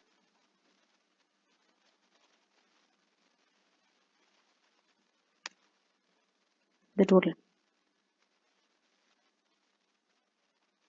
Just do the sum function and find the total of special rate pool and main pool. Okay, just it's done here. Just click here.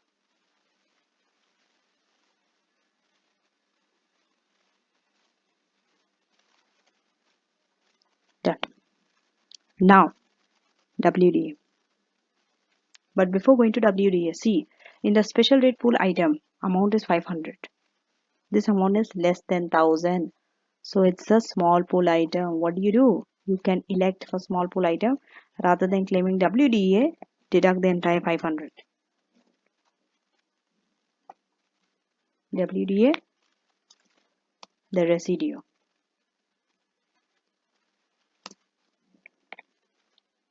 This is what you should always check.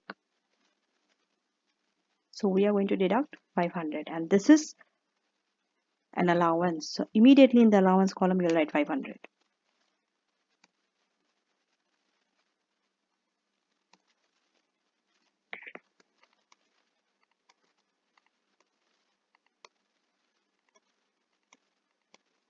Okay. Now, what's next? So main pool, car with private use, short life asset, you can take the WDA. So special rate pool, there is no item. Now we'll deduct the WDA at 18% from the main pool. So write minus 18% into this. Done. And same we have to do for the car with the private use. But understand, what is the COT emission is 45. That means it's a main pool item. So at 18%.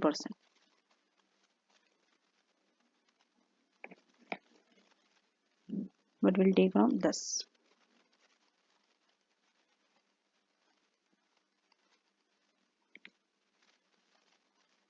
Okay. Now here minus 18% into this.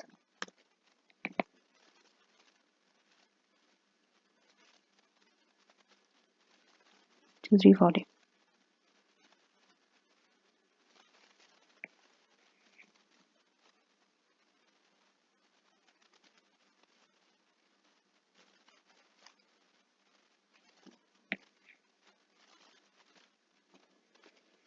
And this 500 and the 17100 also is the allowance. No WS 6% because no special rate pool item is left.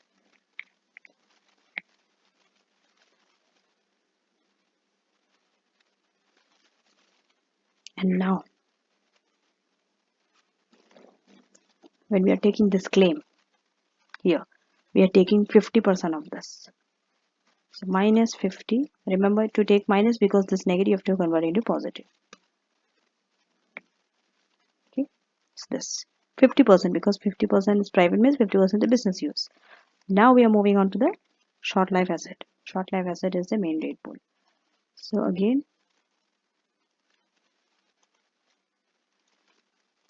WD at 18% here minus 18% into. So this 1800 is also an allowance. Done.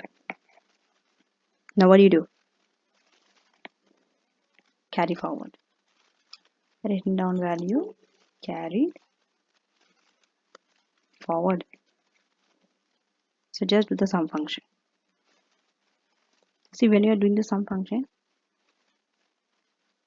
okay, do it from here.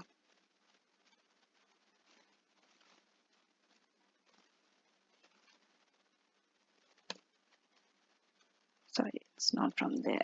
It is here. This.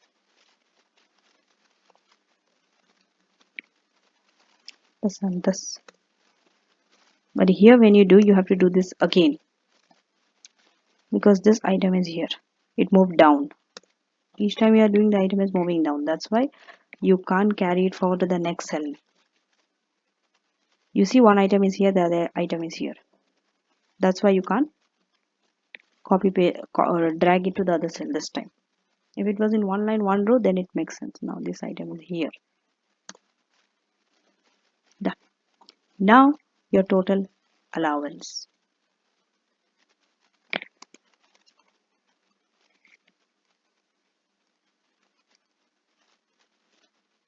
Which is simply the sum function of all your allowance. All this. Done. Now we will move on to 31st March 2025. Just change the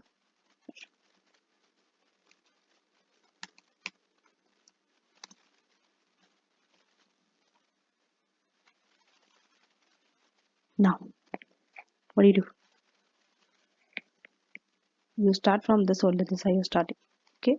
Now after the written down carry forward balance, disposal. So you have some disposals. So now we'll deduct those disposal.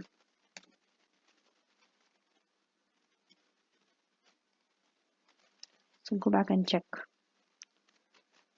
Your car 11,000, short life asset 3,000, special rate pool 1,500, main pool 46,000.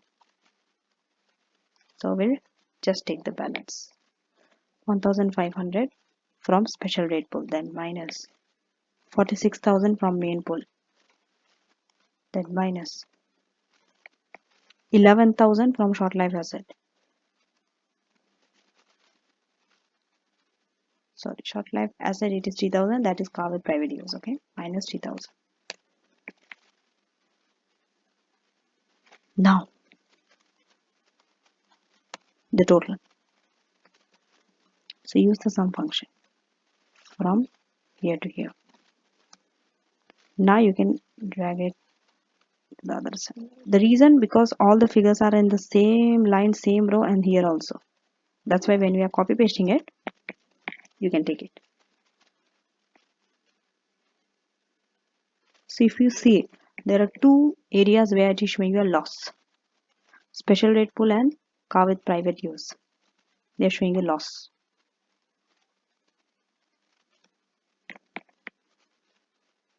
So now, what does it mean?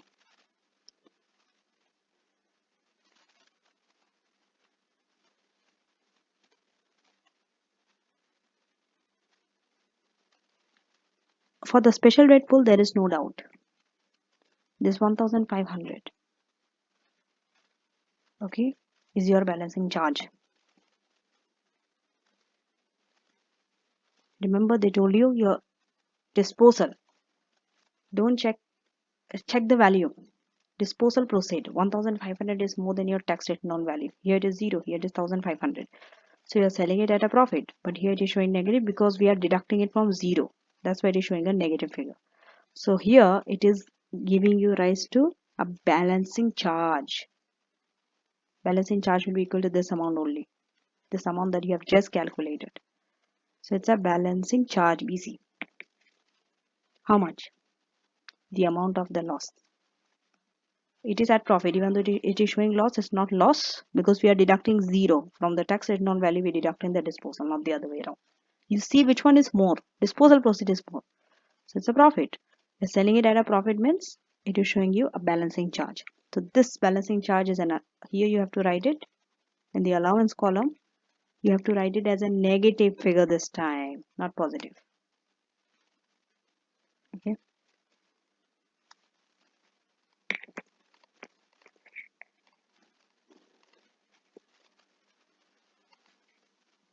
Now, what's next? We have two things to worry about. 340, the one with the private use. No, see, this has a private use. See, when your allowance will be up to 50%.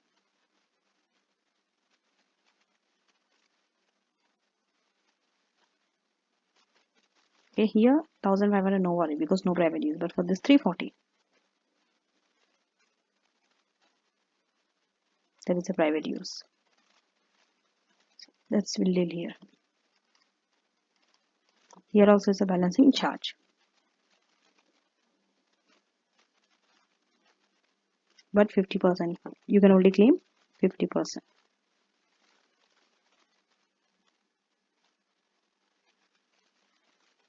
How much? 340. 340 is your balance, so minus 340 in the allowance column. Sorry, not 340. You see, this is the mistake we often do. It's equal to, you have to multiply it by 50% because business uses 50% when we are going in the allowance. Now the rest is the balancing allowance, BA. So up to 31,900 is your balancing allowance, minus 31,900, and here minus 5,200.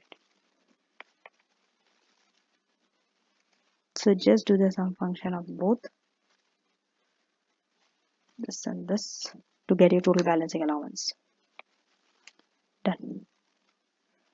Remember, no AIA, no WDA, no FYA in the year of final year of trading. This is the year when we are ceasing trading. That's why we directly dealt with disposal and got the balancing charge or balancing allowance. No other allowances. Now we are going to get our total allowance.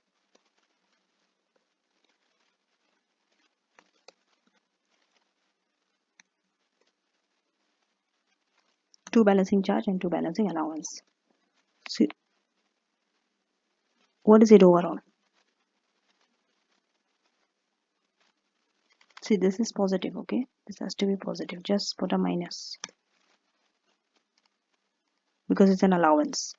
So the total, if you see, it's a positive figure means it's an allowance. It's known as net allowance. It's overall an allowance, not a charge.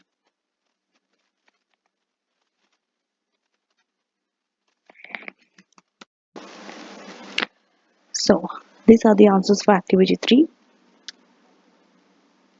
So in 2024, this is the allowance. We have only disposed one factory machinery, which is under the special rate pool. Now,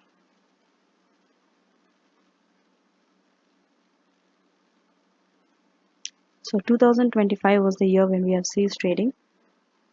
No other allowances, only balancing allowance and balancing charge arised. So we are moving on to short life asset election. This we have mentioned before that you can make an election to treat an asset as a short life asset, which is having a useful life less than 8 years. Now, normally the item might have been included in the main pool, okay? But because now you are making an election to treat it as a short life asset, remember the asset cannot be a car. The asset is not a car, okay? Provided the asset is not a car and it is not an asset subject to private use by the sole trader, then it will go under a short life asset column. So the election should be made where the taxpayer expects to sell the asset for less than its tax written down value. See, this is a tax planning point they are telling you. This will help you in your answer. When to elect.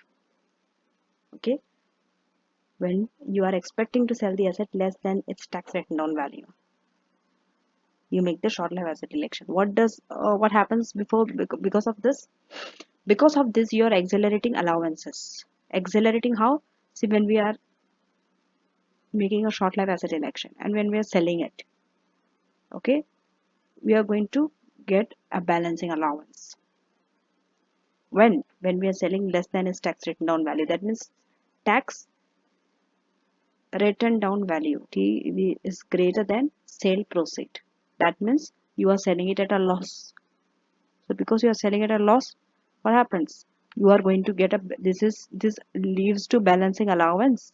This results in balancing allowance. So if you're having a greater balancing allowance, if you bring it in the short life asset and that asset only you are selling, the entire amount you can claim as balancing allowance. That's why it is known as accelerating. That means you are making bigger allowances you are claiming. Rather than claiming it year after year, together you are claiming. You are accelerating now. You are taking it faster through balancing allowance. So that's why when your tax income value is more than your selling proceed, better to elect for the short life asset election. But remember, where it leads to balancing charge, the other way around, do not make this election, then it's not beneficial. See example 1 for it. Now, so for your income tax purpose, when should this election be made? By 31st Jan following the first anniversary of the end of the tax year. So for 2025, following the tax year, right? 31st Jan. So 31st Jan 2026. First anniversary means 12 months from that. So from 31st Jan 2026, if you take 12 months, the date is 31st Jan 2027. Just remember this date, 31st Jan 2027. That is enough. By this date, you have to make the election for short life asset if you are planning to make the election. Okay? End of the tax year in which the period of account of purchase ended. Now, if you're not selling this asset, let's say short life asset election you have made, but you're not selling the asset, then what happens? And if you see by the end of your period of account, it is falling not more than 8 years after the end of the period in which the capital expenditure was incurred. What happens? That means it is more than 8 years.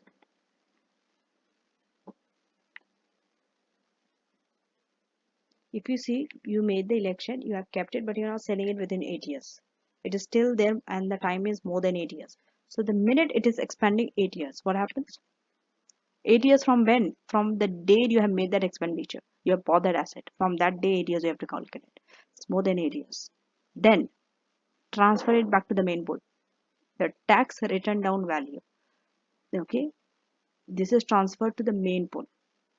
And on then from there onwards, you will calculate the WDA. So that means the only shift is from short life asset election column, it will move on to main pool, and the short life asset column will be totally, you will delete it. Okay. Because it's more than 8 years. Okay. Now, asset qualifying as SLA attract AIA. Remember, short life asset, if it's there, it attracts AIA, annual investment allowance. But if you have made an election, if the election is made to exclude the SL expenditure from the other pools and the AIA is claimed, that means this expenditure you are not taking it in the other pools. You are excluding it and then you are claiming AIA. What happens? So the resultant nil, okay,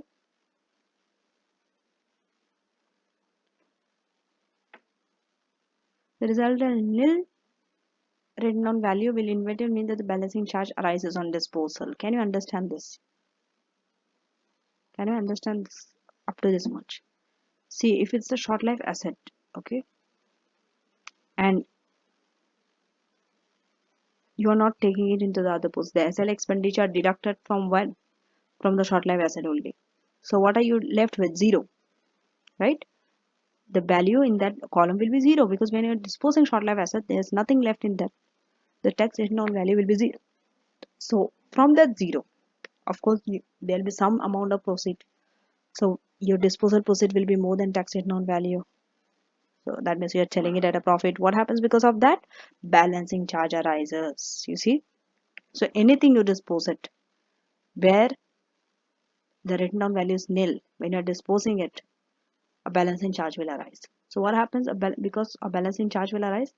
So consequently, if the AI is available, because it cannot be used more tightly against non-SL expenditure, it could be more beneficial not to make the asset action and leave the asset in the main pool. See, if the AI is also available, okay, it is better and balancing charge is also arising. Better to leave that asset in the main pool because then you can deduct it through AIN. Then no balancing charge also will arise. You understanding the whole thing? Then don't make the short life asset election. In short, if it leads to balancing charge, do not make the election for short life asset. Now, example 1 will help you to understand this. With the election and without the election, we'll see both the picture. Now, we have purchased an asset in year 1 for 10,000, sold in year 2 for only 1,000. AI is ignored. That means assume it is utilized elsewhere. Now, so this is the answer without election and with election. Okay. See, without election, there is only one pool, main pool. Okay. This written down value, brought forward balance is already there in the question. They have given. Okay. And you have purchased how much? 10,000. You have purchased 10,000 in year 1. No AI is available. Okay. But what did you purchase? An asset. See, whenever they say an asset, do not assume it's a car. Okay. If it's a car, clearly they will mention car. Why? Because FYA. Okay. To claim FYA. So in this case, no AIA because they told is not there. FYA also no because it's no car is there. So only allowance is your WDA. And it's a main pool. So it's 18%. Deduct it. Now move on to year 2. First we'll see without election. Okay. So this balance is brought forward and we have disposed it for 1,000 and we are getting an amount here. You see your tax written down value is more than the disposal. We are selling it at a loss. A balancing allowance arises in this case. So apply again WDA at 18%. deduct it and get the carried forward balance. Coming to with election, now we will be having two columns, 50,000 and that 10,000 that we have purchased separately in the short line. From both we'll deduct 80%. And then we'll be having two brought forward balance. We have disposed 1,000 but from short life asset. Now you see this full amount we are taking it as a balancing allowance and we are deducting 18%. So there is no balance and here is only this balance. So tell me, in which one are you carried forward more? With or without election? Without election.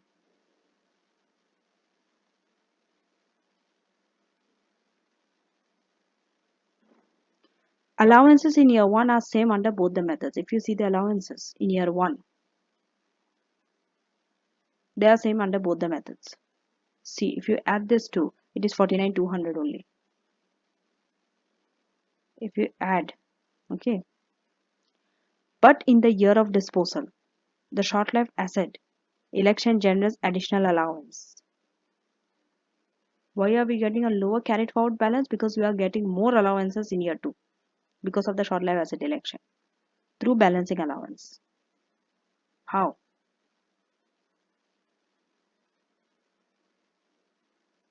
Seven three eighty. It is this plus this balancing allowance minus this from this balancing allowance. So we are getting more 5904. If you check the difference is 5,904. More we are claiming under short life asset election in year 2 when we are disposing. So year 1 no difference because when we are not disposing it will be same only. The difference comes in the year of disposal because through balancing allowance we are accelerating what the allowances.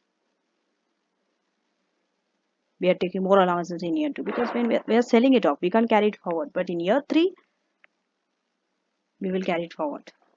We have year 3 to carry it forward without election. Why? Because it's in the main pool. We still have some amounts remaining there. Now activity 4 is a comprehensive computation. Okay, so here start trading 1st April 2022. There are 3 period of account they have given. Okay, and they have given the adjusted profit before capital allowances. This is the nature of your exam question, very much like your exam question. So slowly we are coming up there.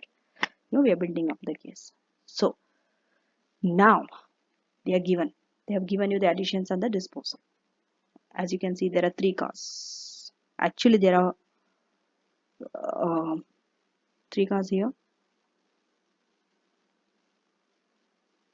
So 4 cars. Total 4 cars are there. There are so many assets. It's like a very big question. Okay. So office furniture 22. Expected use life is 3 years for computer. Why are they giving you 3 years? To tell you that this is not a long life asset. It's not a special rate pool item. It's a main pool item. Office furniture main pool. Computer main pool. The first car 180 special pool. Car 2 90 special pool. Car 3 45 main pool. Equipment expected useful life is 30 years long life asset special pool. Car 4 new electric vehicle, you can claim FYA on this. Then we have van, car 5 50 grams main pool. Van main pool. Then we have disposed of office furniture, cost is 3, sale proceed lower, so sale proceed is a lower. Then we have car 1 13,000, car 1 180 emission, this is special rate pool. Then we have computer purchase in the year ended 31st March. Now we are disposing it after 2 years for 2,000. So car 1 and 5 are subject to 40% private use by Mr. Plum. 1 and 5 there is a private use. All other cars are used by employees whose private use is 30%. Remember, the private use by employees ignore. Only we want to know the private use of Mr. Plum 40%. That means up to 60% you can claim. So now you are required 3 things. A. Calculate capital allowance for 3 years. Assuming you have made the short life asset election. Calculate the final adjusted profit. You only have, see, whatever allowances you have calculated here, just go and deduct it from the profit and calculate the trading income assessment for all the taxes using this profits.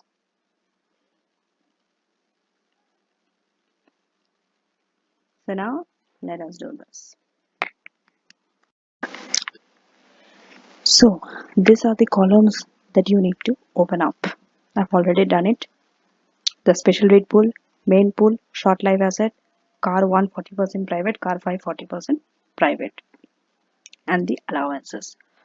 But what about the car where employees are having, see, the other three cars, employees are having private use. You put them in the pool, in the relevant pool based on the CO2 emission. So car 2, 3 and 4, let us see this emission. Car 2, 3 and 4. Car 4 is eligible for FYA. Car 2 and 3. 2 is special rate pool and 3 is main pool based on the CO2 emission. You need the CO2 emission to put it in the relevant pool. Okay, but car 1 and 5, they are kept separate because it is the sole trader, Mr. Plum, who is having the private use. Now, so the first one is, we don't have any brought forward balance, but we have additions qualifying for AIA. That is our first thing.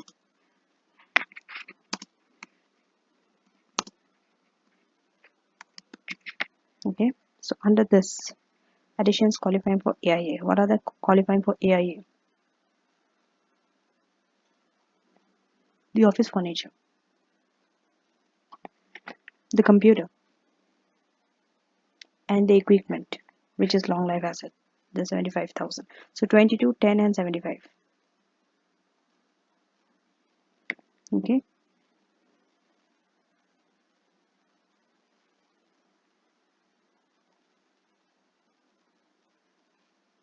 office furniture 22,000.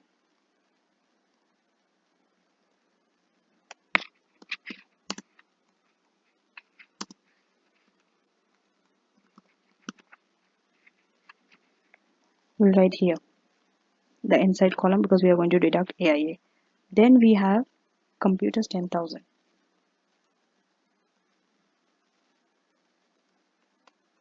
Then we have long life asset. That's a long life asset, right? Because it's 30 years. So long life asset, which is a special rate pool item.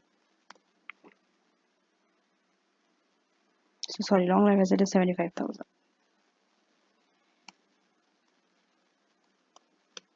Now the total.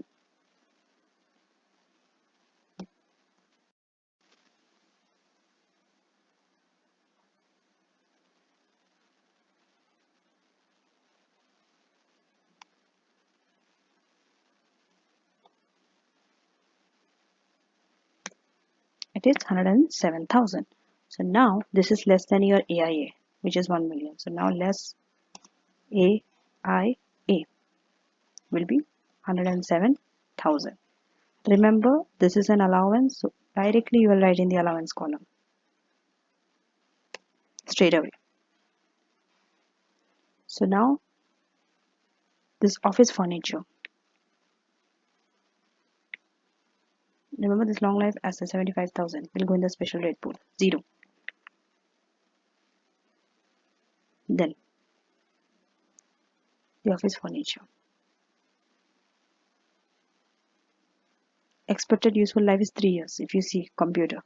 So computer is a short life asset 10,000. So that 0 you will show here.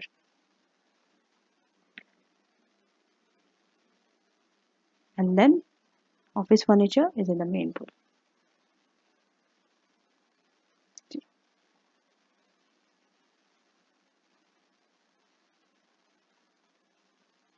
Sorry, the 0 is here.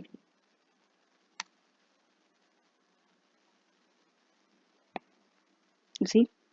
Now you will add the additions.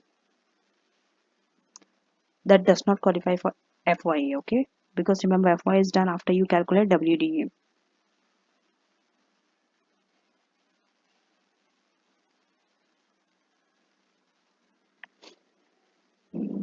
So now only one car qualifies for FYA.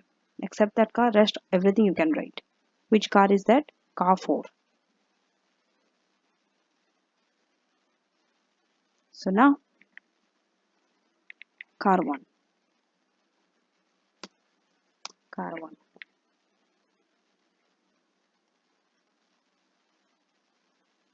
Car 2. Car 5.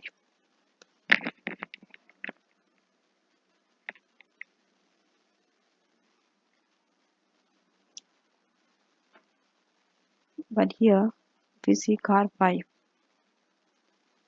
this addition is done in the year ended 31st March 2024. So always check whether it is in the relevant year also or not. So we'll take the car 5 out. This is what I wanted to show. We are in what? We are in 31st March 2023. 31st March 2023. Now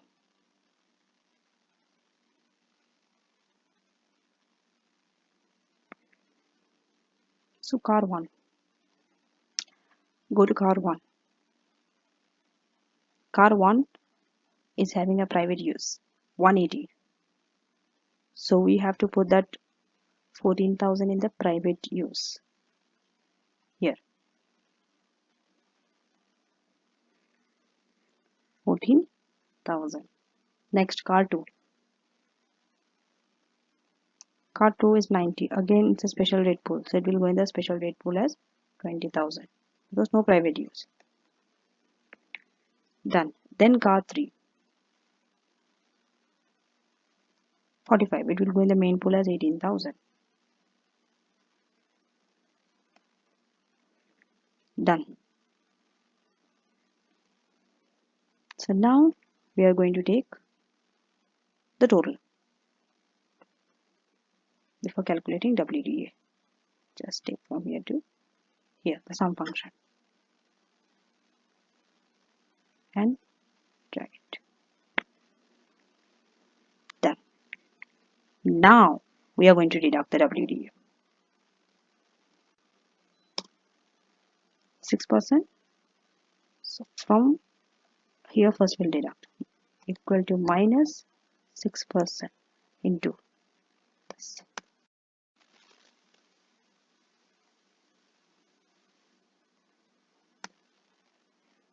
1,200. This 1,200 is an allowance, so straight away we'll write in the allowance column 1,200. Done. Next, WDA 18%.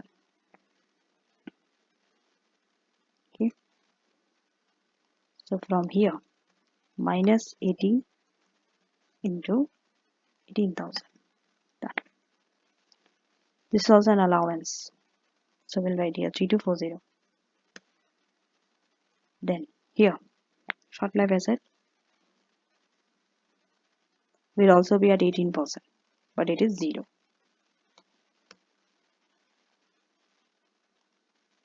because no balance here. And then the two cars.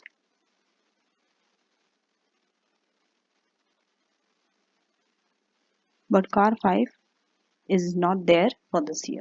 Only car 1. 40% use. What percentage will you apply?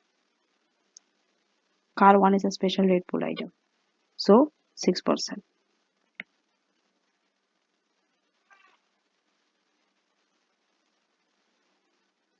So here we are going to take it. Okay. Again WD is 6%. So here minus 6% into 14,000. Remember when we are taking it here, it is 840 into 40% is the private, so 60%. Done. Now we will move on. Additions with 100% FYA. So car 4.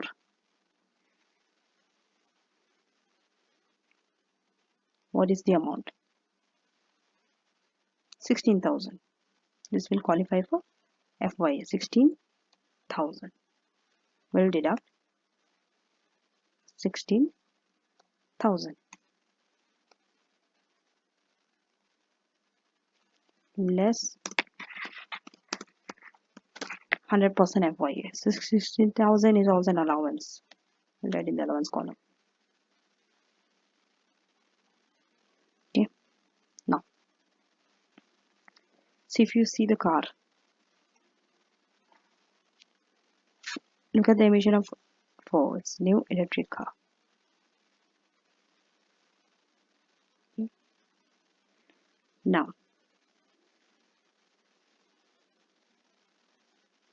what's the next? The carried forward balance. So here it is 0. WDV carried forward. And the allowance. So here we are going to use the sum function.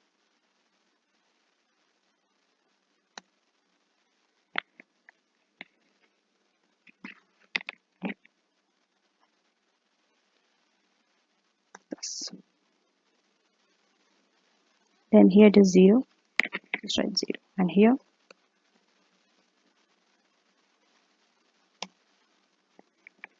now the allowance.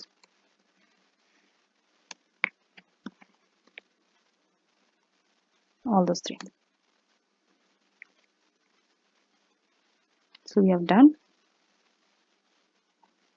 for 31st. Now I'll change this to 24. So we'll start from here.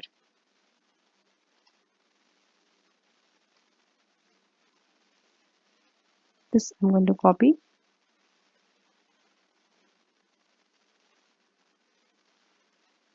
Paste. Why? Because it's with the formula. So when I'm going to paste it, I will take the values. Done. So 2003 is over. Now we are in 2004. So additions qualifying for AIA. These are the additions that will qualify for AIA. 2004. If you see, there is one van and one car. But car will not qualify for AIA, only van of 20,000.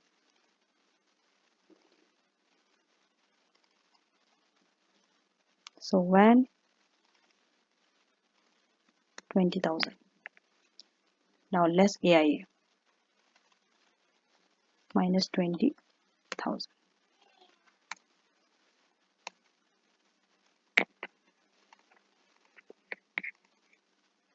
So I'm going to done. So this 20,000 is an allowance. We'll write in the allowance column. Done. Now this car is in the main pool. This 0. So it will be shown here.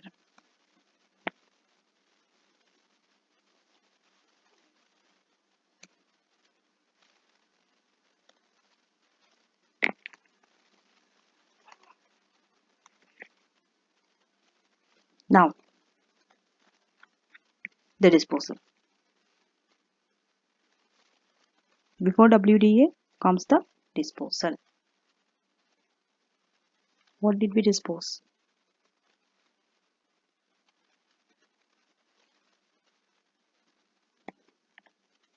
Remember, there is a car 5. So car 5 50 grams. It's in the main pool, but we have a private use 30,000. So we'll put that 30,000 also. Do not forget the car. Car 5. Here. It will be the special pool. Different column. Now disposal.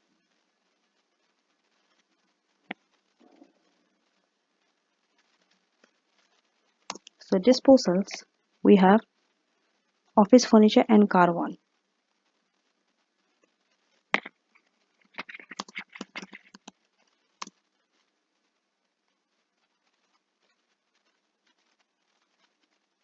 we have to take the lower of cost or sale proceed 1200 and car 1 13,200.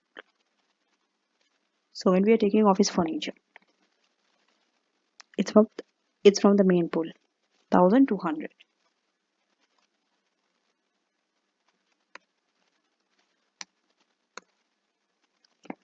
Then 13,200 will go here under the private use. It's minus.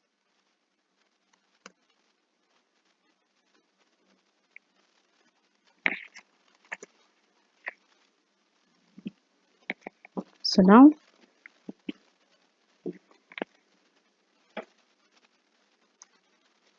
what should we do?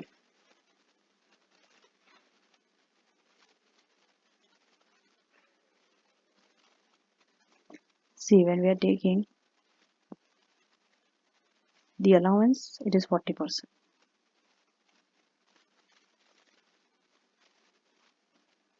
Sorry, the allowance is 60%, but we have to find the total.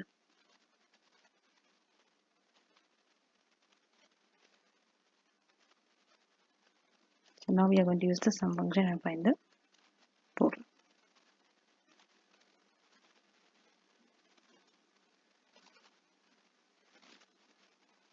Just this. So in this case, it is just this.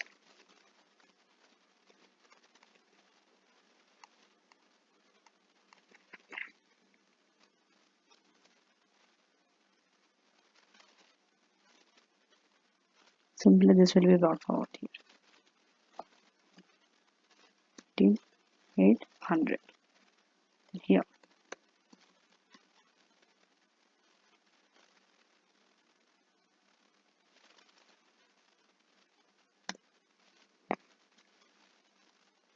Then here it is 0, and here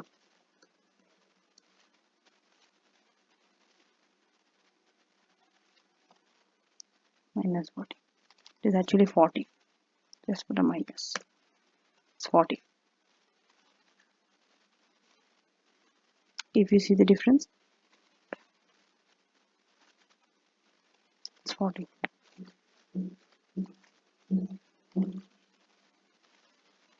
It's actually minus 40. Because we are doing it the right way, I'm sorry. Because you are written down value, we are deducting sale proceed from there. Okay, so this is less than your sale proceed. That means there's a balancing charge. So at this you have to take 60% here. We are taking 60% because 40% is a private use of this. This will be deducted because it's a balancing charge that is arising.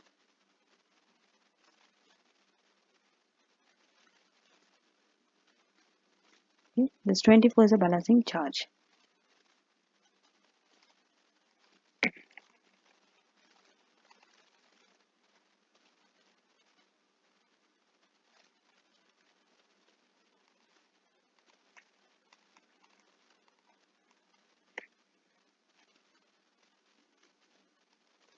That's it.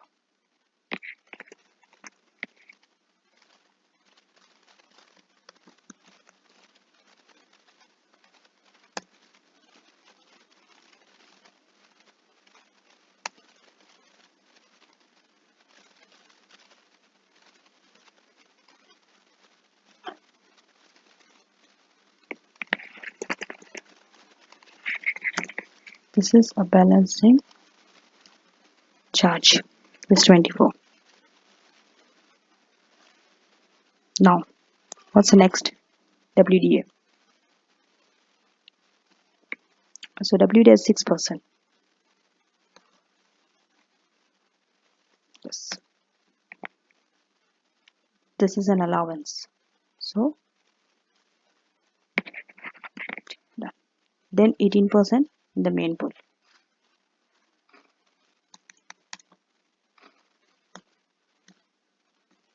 This I'm going to decrease the decimal. This is an allowance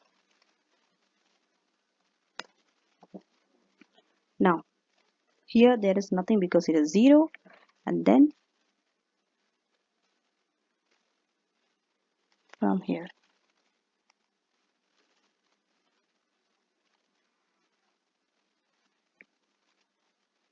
we have already got the balancing charge. This one is 40. Now this 30,000.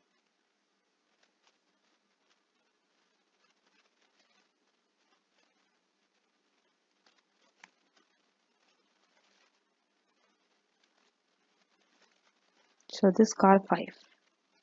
Let us look at car 5. If you see the emission, it is 50, so it's main pool, so it is 18%.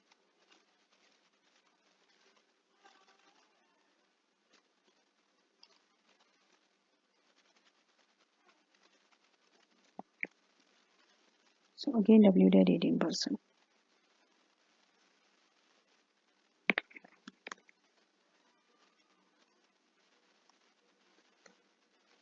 Minus 18% into 30,000. Remember this we have to take 60%. 3 to 40. Done. Now we will be getting our carried forward balance.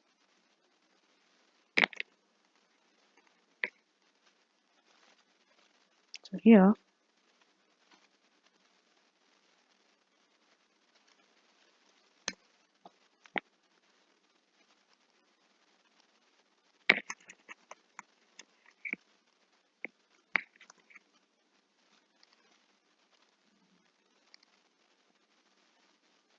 this 2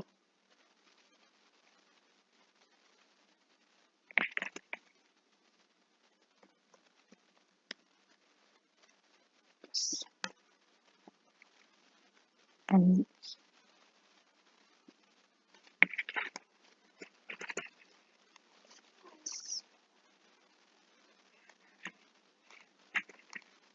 so this is the allowance 26,785. Now we are moving on to the next year 25.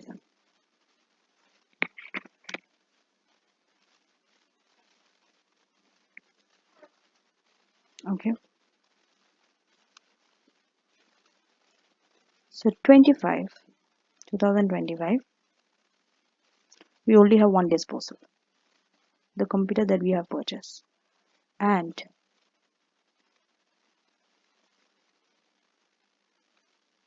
computer is the short life asset for 2 years, so we are disposing it for 2000. Now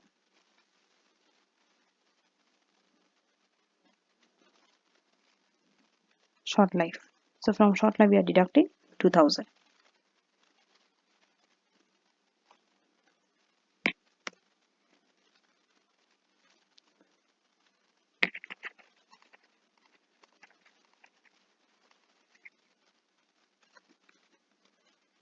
Done. So in short life asset, okay, in the previous year you have to see in the previous year what is the amount. We have a 0 amount. Now we are having 2000. So it is giving rise to balancing charge of what? 2000. Now calculate the WDA.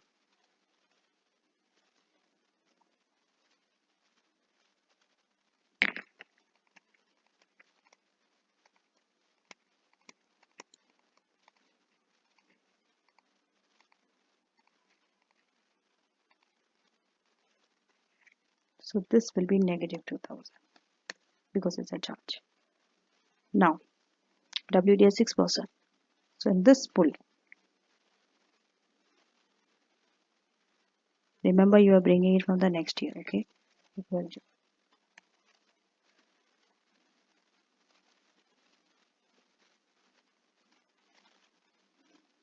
The minus 6% into the taxation down value from 2024, which is 17,672.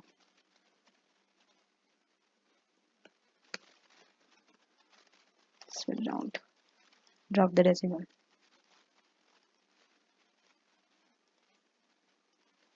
Okay. This 1060 is an allowance. Done. Then at 18%. Okay. So in the main pool it was 4, 1 and 9. 2001.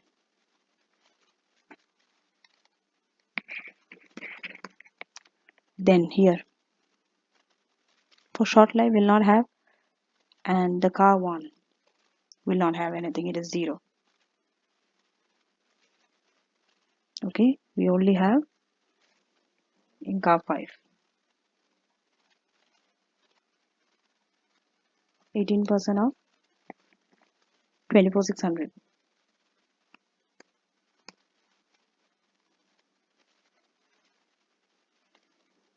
Remember when you're taking it here, it is 4428, 60%. So this will round it up. Drop the decimal. So it's 2657. Now the total allowance is the sum function.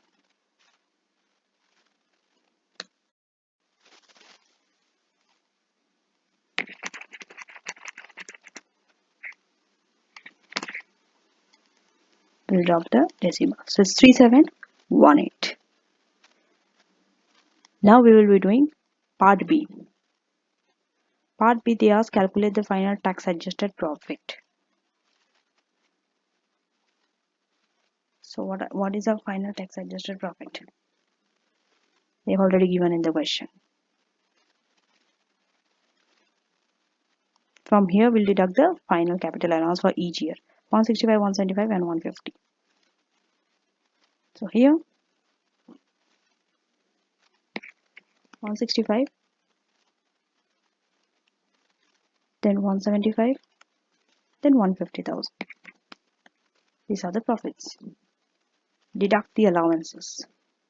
It was 127,944. Then it was 26,785. Then the last year it was 3,718. And finally we'll be getting the final adjusted profit. Just deduct the capital allowance from the profit. That's it. So these are your final adjusted profit. And part C you can answer very easily. Calculate the trading income accessible for all the tax years. So this and this. These are the profits. There is no apportion, nothing to change. The reason is it is the year ended 31st March 2025. Year ended is 31st March. So it is treated as the tax year. The 5th April. Year end is 5th April.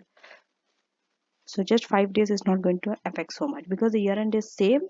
So the entire profit will be accessible in the relevant tax years, the 3 tax years from 6th April to 5th April. That is a tax year. So but you can take the year ended because the year ended is 31st March. You can take all those profits in the relevant tax years as it is. So those will be your trading income.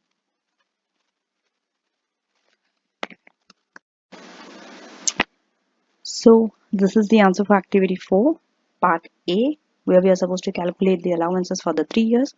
So starting for 2023, after deducting AIA, now we are moving on to the other additions, the 3 cars. Nothing has been sold. This was the allowance, which you need to deduct from the profit of 31st March 2023. Moving on to year 2. Here we have our balancing charge because of disposal. Then this is the allowance we have calculated, and the third year where we are having disposal, again balancing charge with the WDA because we are now ceasing trading. Okay, so as you can see, because balancing charge is there, it is better not to claim the short life asset. If the short life asset election was not made, then the proceeds would have been deducted from the main pool. Okay. Now, so this is the allowance. So these three allowances we go and deduct from our profit and get this as final adjusted profit. This becomes the same profit when where we are taking it as a trading income assessment for the relevant tax year, because the year end is 31st March, which is as same as your tax year end. That's why if it was different, then we must have to apportion our profit. Sometimes we have to do it. In this case, you're lucky. It's simple. Moving on to the next, structures and buildings allowance. For structures and building, we have a different type of allowance, not capital allowance. It is known as structures and buildings allowance, SBA. This was introduced in 2018. Okay, so when a business incurs qualifying expenditure on non-residential structure and buildings on and after 29th October 2018. Remember, non-residential. Then there's a relief that is given on a straight line basis, that is 3%. Remember, SBA is 3% over 33 1/3 year period. That means 33 years and 4 months. These are the qualifying expenditure. If you are incurring on building, office, retail, wholesale premises, factories, warehouse, structures, walls, bridges, tunnels. So buildings includes this, structure includes your wall, bridge, tunnel. If you invest on this, 3% you can deduct as an allowance you will get. What about land? Land is not a qualifying expenditure. Okay. It is not even a part of a building also. Now, expenditure, remember, expenditure which qualifies as plant and machinery will not qualify for SBA because for them capital allowance is there. Similarly, expenditure which qualifies for SBA, they cannot also qualify for plant and machinery, annual investment allowance. Only one, you can only get the allowance under one section, either annual capital allowance, the annual investment allowance, or SBA, not both. So when an unused building is purchased from a builder or a developer, then the qualifying expenditure will be the price paid less the value of the land. Because when you're paying the price, you're paying the price of the land also with the building to the builder or the developer. You're not just paying the price for the building. So from the price that you are paying, deduct the value of the land. Make sense? You only get the value of the building then. Then the building or the structure must be used for a qualifying activity. You have to use that building or the structure for a qualifying activity, such as for a trading or property letting. Otherwise, you can't claim SBA. If it's for residential, you can't claim. Now, this can only be claimed from the time when the building or the structure is brought into use. As such, SBA will be time apportioned for the period when it is first brought into use. Unlike plant and machinery allowance, where you are always given the full allowance in the period of purchase. See, when you are purchasing a computer, full allowance will be given. But for structure and building, from the date it has been brought to use. So first period, it will be time apportion. Thereafter, it's the whole year. So now, separate SBA is given for each building structure that qualifies for this relief.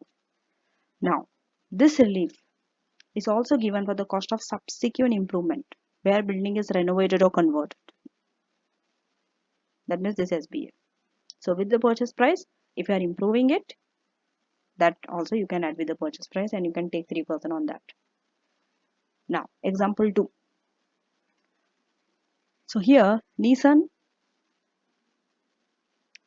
is purchasing a warehouse on 1st May 2024 for 250. If you see, when are they purchasing it? 1st May. For 250, including land of 50. That 250 includes land. You have to take that out. The warehouse brought into use on 1st June 2024, from the date you have been brought into use. Okay, so the qualifying expenditure is 200. From 250, take 50 out, 200. Now, it has been brought to use. So from 1st June to 31st March, how many months? 10 months. 3% on 200 is 5,000. 5,000. But thereafter, in the subsequent years, you will get 3% on that whole 2,000. No need to time apportion for 10 months. That means allowance is 6,000. Only for 31st March 2025, it is 5,000 because we are taking only for 10 months. Thereafter, it is 6,000 every year. SB is very easy. Now, activity 5. The answer is also here. This is the answer because it's very small. Now, so Bella is renovating a disused retail shop at a cost of 100,000. See, he's renovating also and it's a retail shop also. It's a qualifying expenditure. Shop was purchased as had originally been purchased in 2016. Renovation was completed on 15 June. Shop was brought into use on 1st August. So from August to March you have to take, isn't it? How many months? 8 months. 3% on the 100,000. So it is 2,000. Subsequent years you will get 3% on 100, which is 3,000. Okay. Remember, that is the renovation expenditure that qualifies for the relief. What about the shop that you have bought? See, the shop warehouse will not qualify for SBA. Look at the date. That's why I tell you always focus on the date in tax. It was bought before 28th October 2018. For SBA, you have to remember the date. Very, very important. You will be given questions where you might have purchased before this date or after that date. So before 28th October 2018, you have purchased anything, no relief. But renovation was done after that date. That's why. Now, structures and so unlike plant and machinery, there is no balancing charge or allowance when you are selling a building or a structure. Instead, what can they do? If there is no balancing charge and an allowance when you are selling a building or a structure, what is there? Instead, the purchaser can continue to claim the 3% annual allowance for the remainder of 33 1/3 year period. That means 33 years and 4 months. For the remainder time, they can claim 3% based on the original cost. But on disposal, the allowances that have been claimed, remember you have claimed SBA, no? That is an allowance. So the allowance that have been claimed are effectively clawed back. It is now taken back. How? When you are disposing, you add them to the sale proceed. You add them to the sale proceed. So this will determine your chargeable gain or allowable loss. Either it's a gain or a loss. Okay. Now, exam advice. Questions in the exam will only be said where construction is on or after 6th April 2020. So for any question involving the purchase of a building as opposed to new construction, you should assume that SBA is not available unless the question states specifically. You should always assume this is not available. The question will tell you. Okay. Now, if the cash basis is being used, you cannot use SBA. This is only for accrual basis. Now, example 3. Disposal of a structure in a building. So, Devina is purchasing a newly constructed factory on 1st June 2004 for 350, including land of 100. So 100 has to be taken from 350. You are left with 250. Factory was brought into use on 1st October. So from October to March, it is for 6 months. So 6 months, 3%, and on 250 if you take, it is 3750. This is the amount. This is the SBA. Then after that, there are more information. He has sold the factory on 1st April 2025 for 450, including land of 150. So now what happens? So remember, if you are taking 3% on 250, it is 7,500, right? So Jackson will claim, Jackson is the buyer now, but it will go to buyer. But he can claim 7,500 annually. You don't have to take the 6 months. Because from 1st April 2025 onwards is for full year. So 7,500 annually Jackson can claim based on the original qualifying expenditure. For how many years?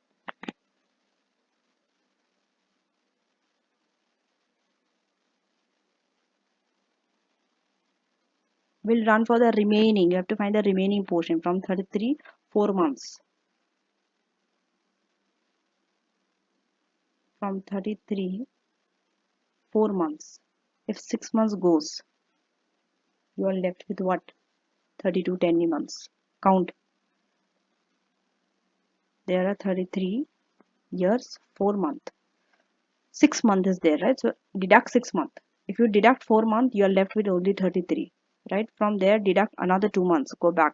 So it's 32 years and 10 months.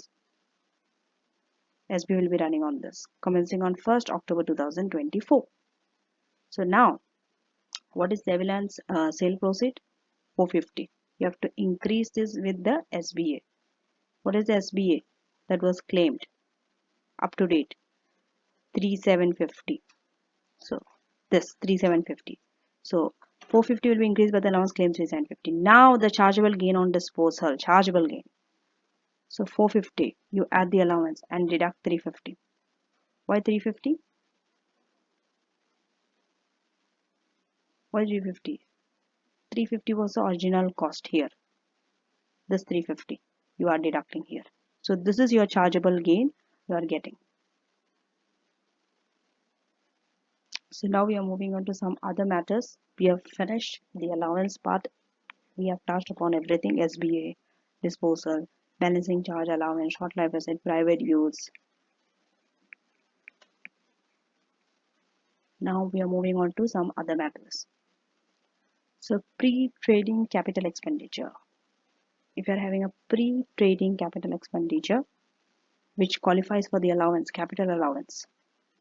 So capital allowance qualifying for plant and machinery allowances that were incurred as pre-trading is deemed to have been incurred on the first day of trading.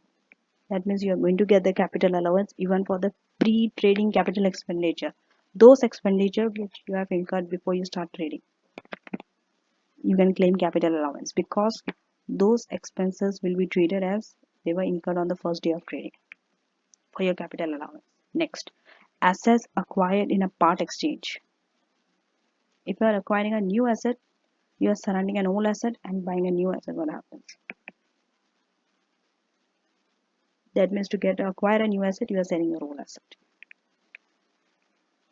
In this case, this is treated as a separate disposal and acquisition. You are acquiring something or disposing something. So the part exchange allowance is both the proceed of the sale of the old asset and the part of the cost of the new asset. Now the third matter, assets that you have acquired by hire purchase and leased assets. If you are acquiring an asset through hire purchase, for your capital allowance purpose, they are treated as you have purchased them. The same way how you have purchased your asset and you claim capital allowance, if you have purchased your asset under hire purchase, still it will be treated as if you have purchased them outright. You can claim capital allowance. So the capital allowance you can claim on your full cash price that you have paid for the asset.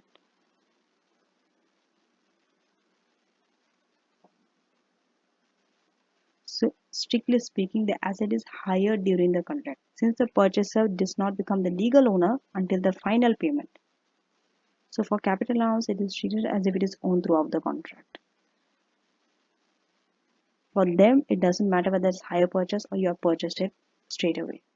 Full capital allowance you can claim. Okay, so ownership doesn't matter here. Now, what about the hire purchase? The hire purchase interest. There is a hire purchase interest as well.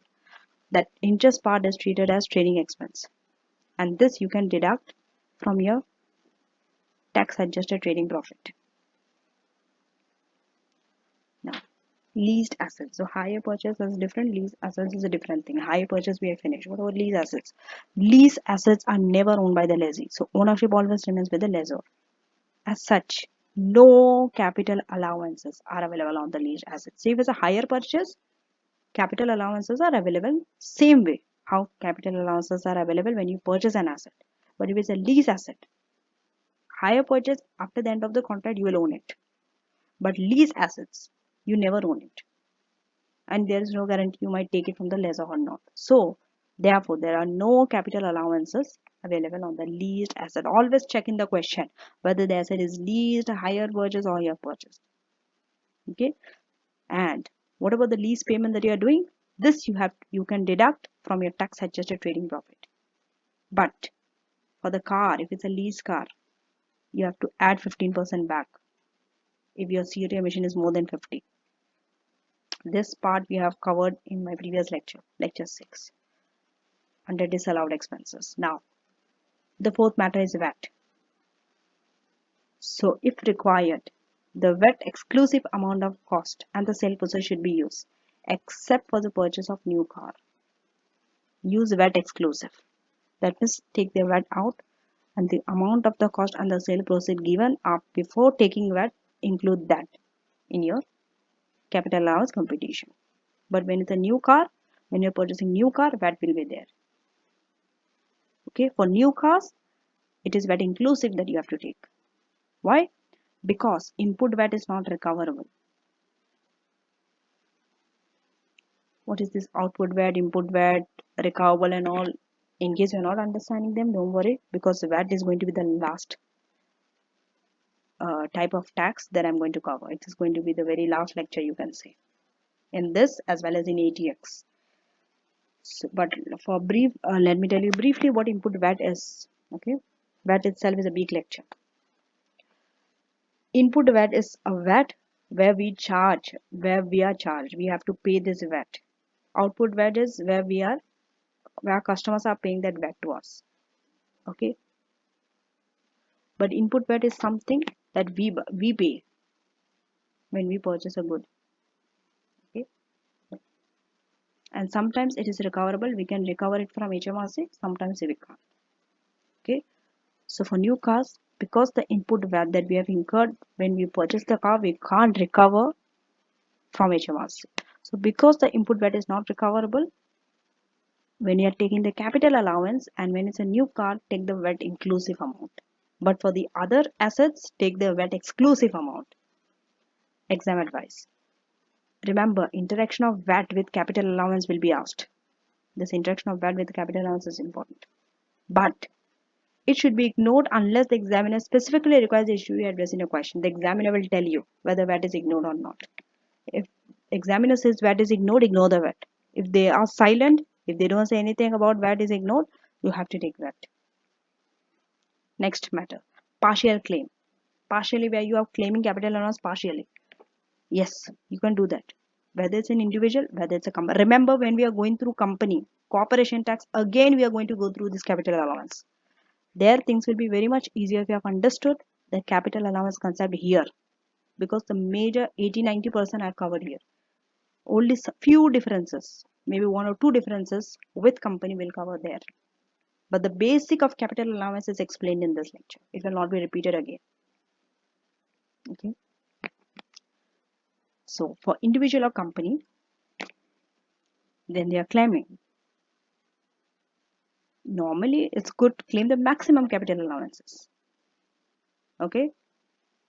But in some condition, they might claim lesser amount if that is most tax effective to do so. Okay. So that reduced claims can be on your AIA, WDA or FYA, the 3 allowances that we have studied. Now, one reason why individuals might not claim their full capital allowance is to avoid wasting their personal allowance. Why? Because which, unlike capital allowance, cannot be carried forward if unused. See, personal allowance you cannot carry it forward, but your capital allowances you can carry forward if unused. If you have unused capital allowances, you can carry forward for the same rate. Now, example 4, where we are fully using the personal allowance. So adjusted profit before allowance is 15,630. 9,000 is entitled to 9,000 capital allowance. No other income or deductions. Now, if you just deduct the 9,000, this is his tax adjusted trading profit. If you see, this is less than the personal allowance, the difference. So this much of your personal allowance will be lost, 5,940. Therefore, Nelson should only claim. Okay, so from 9,000 you deduct this, 3,060. He should only claim this much of the capital allowance so that he can fully utilize his personal allowance of 12,570. Because if he deducts from 5630, this is the profit. If he deduct this much of capital allowance rather than 9,000, he's left with 12,570. This is the amount of personal allowance. So he doesn't have to pay anything. No personal allowance is wasted. But remember, if he does this, because we are deducting lower capital allowance, he is going to have a higher written down value, which is going to be carried forward. So it means that capital allowances are deferred, not lost. Even if you are escaping the capital allowance here, you are deferring it to the next year. You are carrying it forward. It is not lost. Now, the third and the last section of this lecture. So we have finished the capital allowance part. The computational element is over. Now, two more areas are remaining before we finish this lecture. That is the period of account. If it's less than 12 months and more than 12 months. If it's less than 12 months, it is known as short period of account. Why we have to know this? Because we have to adjust our allowances based on the period of account. If it's less than 12 months, your WDA and AIA will be time apportioned, but not FYA. Remember, FYA are not time apportioned. Okay, so they will be prorated downwards. And also your small pool allowance, which is 1,000, right? Or less. That 1,000 or less is for annual for 12 months. If it was less than 12 months, this also every time apportion. For example, balance on the main pool is 5,000 and your accounting period is for 6 months. So if you take your WDA 18%, it's in the main pool, right? So 18% on 5,000 for 6 months, if you take 450. If you see this amount, 450. So the WDA should be restricted to 450. Now, AIA, your AIA also will be prorated. Remember, the 1 million limit is for 12 months. If you are having less than 12 months, amount will be less than 1 million. So just take 6 months of 12. For 6-month period, it will be 500,000 AIA. But does not apply to FYA. These rules apply for both your income tax and corporation tax. It's the same. We are under income tax. Okay. So activity 6 will help you to understand. Okay. Where we are having a short period of account for 4 months. So before capital allowances, his profits are given for one for 4 months, the other one is for the year. And equipment purchased and car, new zero emission car. So this is FYA. You don't have to touch this. And equipment purchase is qualified for AIA. Remember, your AIA of 1 million will only be for 4 months. It will reduce, and this 362.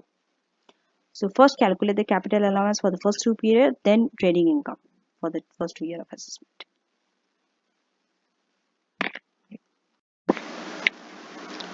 For activity 6, we only need one column, that is your main pool.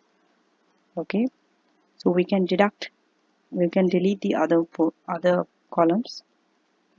That's it.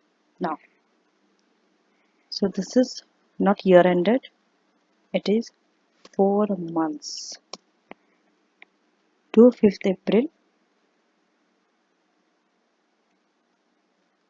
2024.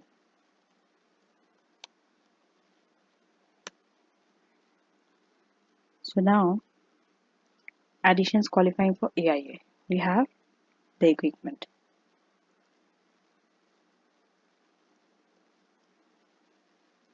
What is the amount of the equipment? 362,000. 362,000. See, AIA limit is 1 million, right? But that is annual limit. If it was for annually, this would be covered by the AIA. But because now it is for 4 months, your AIA you have to apportion for 4 months. So just calculate here. 4 months if you are taking of 1 million.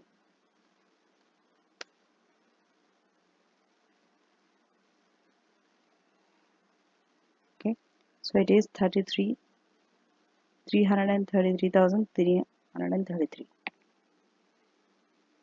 There are 6 threes to here, if you see.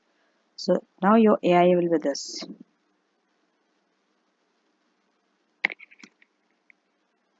This, just copy, paste the value. When you paste the value, it will paste the entire value. So I'm going to drop the decimal. It's minus. Okay. So So this is an allowance. You have to write the same amount here.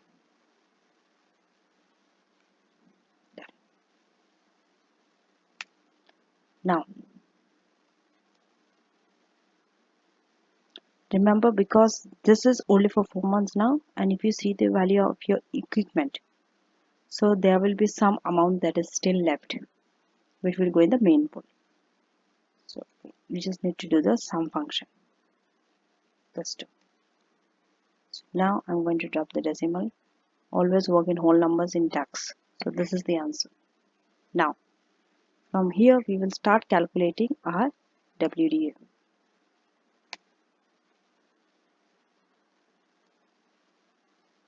So because it's main pool, so WDA at 18%. So minus 18% into this.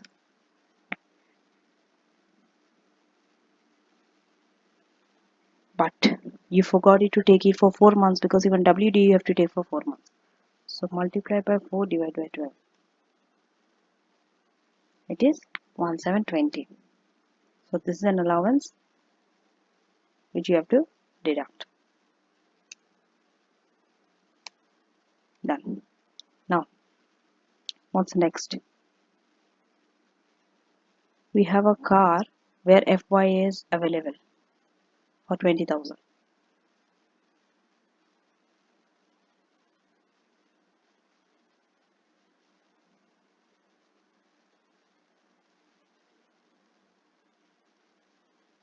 So the car and FYA 20,000. What about FYA? Remember, FYA never time apportion, it's always full 100%. So this 20,000 is an allowance which will go in the allowance column.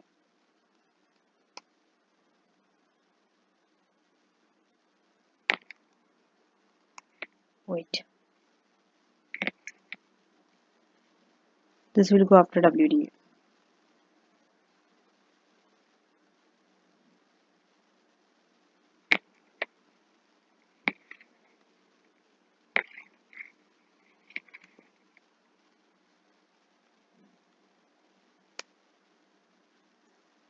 One additional 0 is here. So here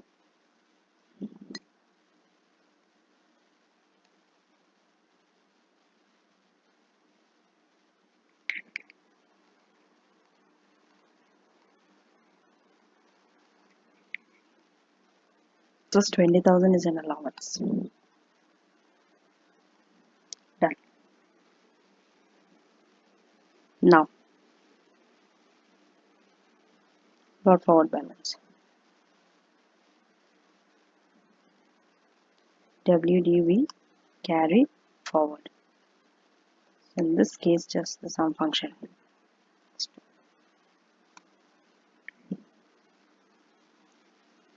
Now, the allowance. So the total allowance is the sum of all this three. Now, for the next year, it is year ended 5th April 2025.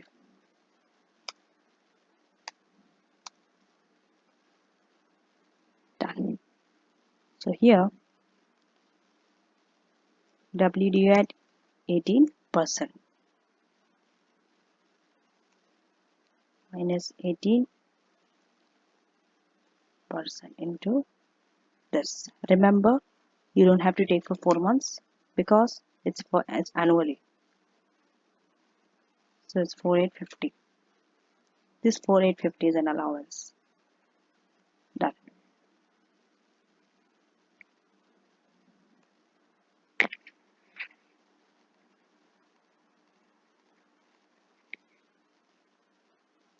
So your total allowance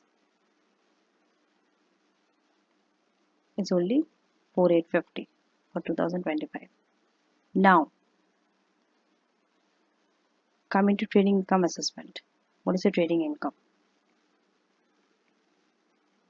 What are the profit? 400. So they have already given it for 4 months. You don't have to time apportion. And 880 for year end.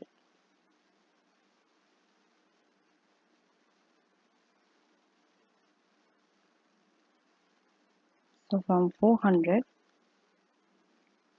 is your profit and 880.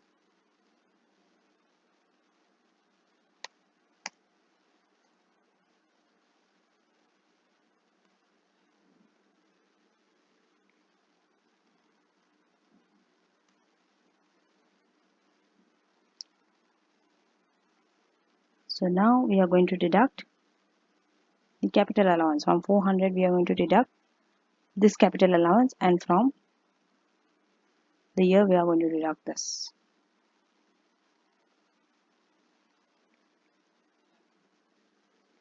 So it's 355053 minus 4850.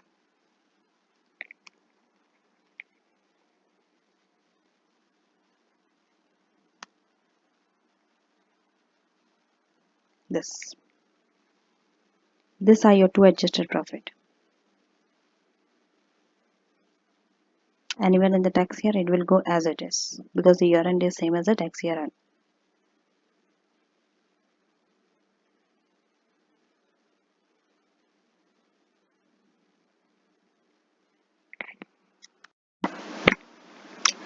So this is the answer of capital allowance for the 4 months.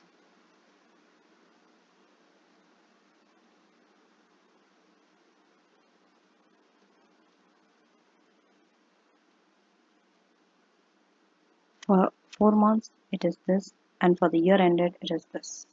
This two we deduct from the profit and we get the adjusted profit. Okay, and those two are taken as your income. Now, moving to long periods. Period more than 12 months, but this is only for income tax. So here, your WDU and AIA are adjusted. They are prorated upwards, but same like short period of account, your FYA will remain fixed. It's not going to be prorated. When your small pool allowance will be prorated upwards. Now, so that means if you're having 1 million limit for 12 months, if you're having more than 12 months, that 1 million limit will go upwards. Okay? For example, you're having an 18-month period. So then you multiply it with 18 months. Then you are going to have 1.5 million as your AIA. And for small pool, if it's 1000 and you are taking it for 18 months, so increasing it for 18 months will be 1500. This does not apply to FYA, and this rule only apply for income tax purpose.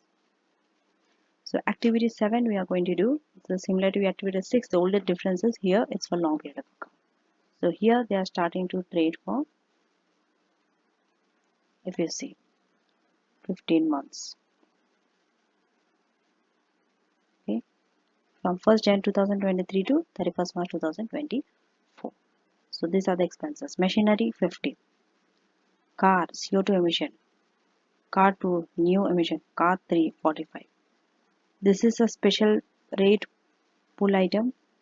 This FYA is applicable on this, and car 3 is main pool item, and machinery goes in the main pool.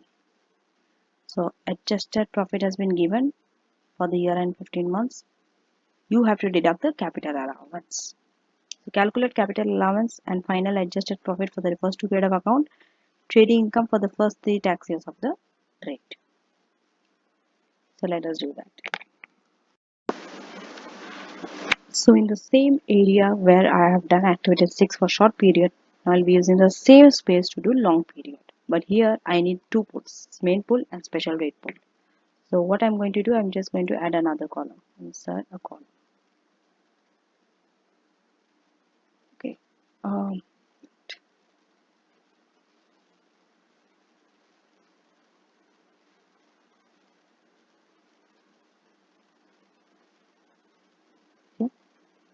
Special rate pool.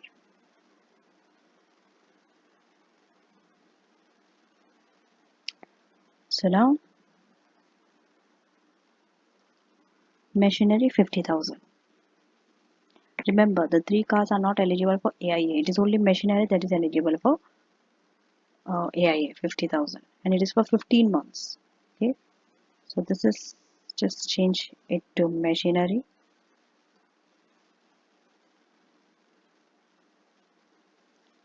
$50,000, and when we are deducting AIA, so how much is the limit for AIA? 1 million into, it's for 15 months, divided by 12. So now it is 1.25 million. That's the total of AIA. But since you just have to deduct 50,000.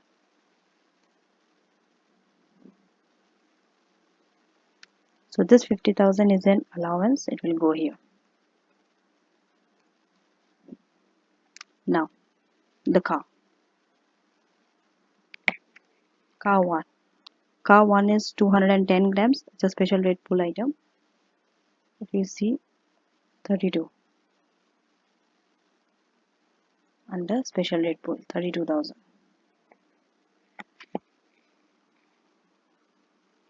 Then we have car 2. Remember, car 2 you can claim FYA, and car 3 is main pool.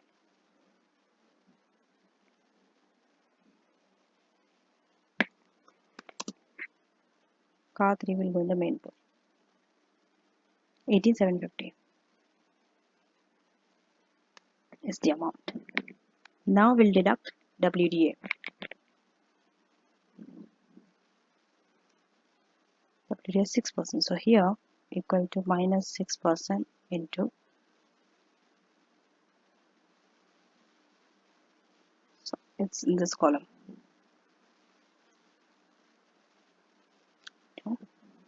Yes. Remember to take it for 15 months. Even the WDA will be for 15 months. So 15 divided by 12. 2,400. This is an allowance. It will be taken here. Now here at 18%. So when you are taking 18%, it is on this amount, and it is for 15 months. Just drop the decimal. 4219. So 4219 is the allowance.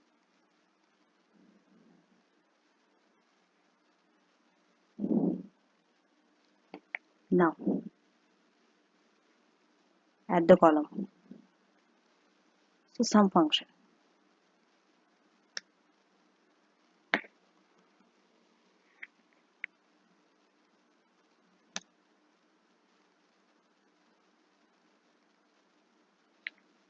Now what's next? FYA. The FYA 13,000. So here you're going to deduct 13,000, and 13,000 is the allowance also. Now the carried forward balance.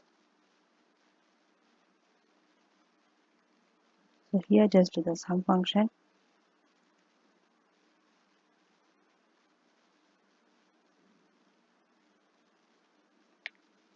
Is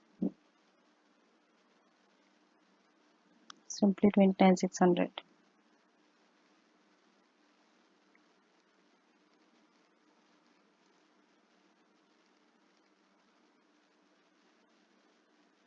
One four five 31, and now the allowance. Already some function is taken. So now we have to find for year ended 31st March 2025.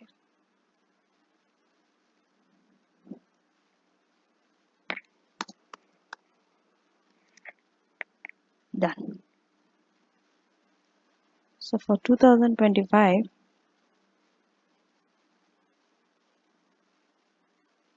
okay,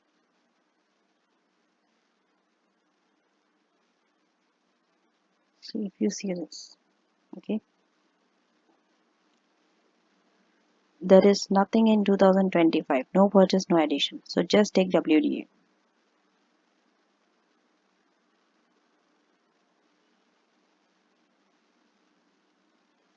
Remember,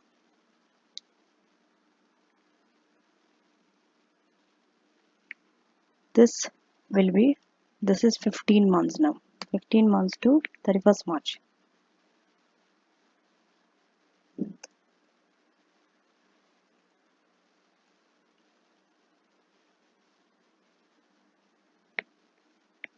So now we are taking W2 at 6 and 18%.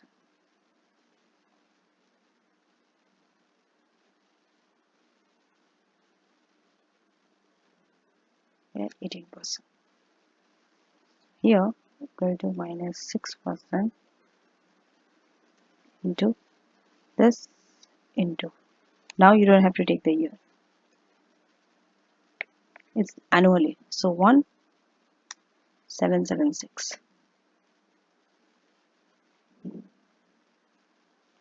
1776 the allowance. And here minus 18% into this. I'm going to drop down the decimal, so it's 2616. This is the allowance.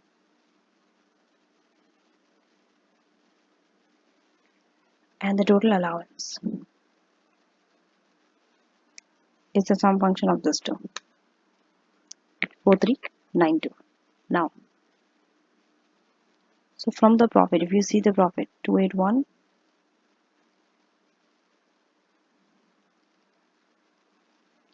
218, 750. And here it is 160,000. We are going to deduct the capital allowance. It is this 69,619 minus 69,619, and here it's minus 4932. Automatically, because I've done the sum function before, automatically they have taken my profit. Now, part B, the trading income assessment for the first 3 tax years after you start trading. Remember, you start trading on 1st Jan 2003. Here you need attention.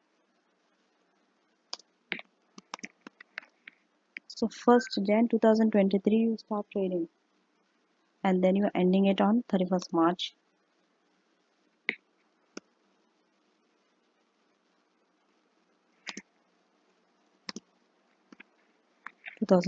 How many months? 3 months. Okay. Then it's from 1st April 2023 to 31st March 2024.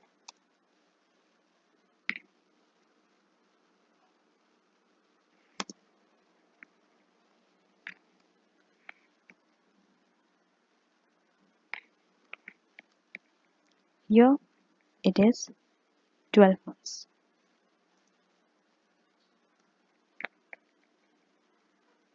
Okay. And then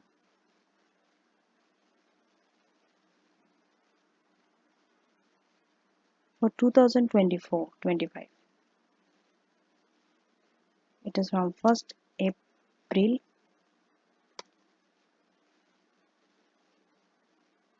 2024 to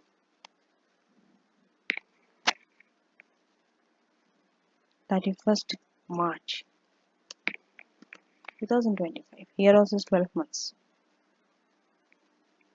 Okay, so it is year ended. You can say year ended 31st March 2025. So in this case, you have to take for 3 months.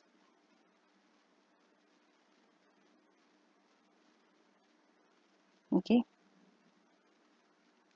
See here, for the last one, you can take this as it is, because this one is for the year ended 31st March 2025. This profit. So this profit you can take as it is in this case.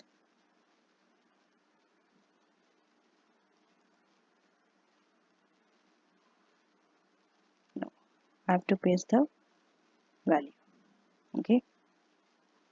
The adjustment comes here on this, because this is for 15 months. Okay, so when you're taking this for 15 months, you have to take this for 3 months.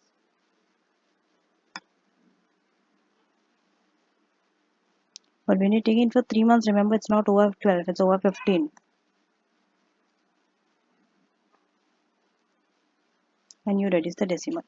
And here it is for 12 months. So this you take into 12 divided by 15.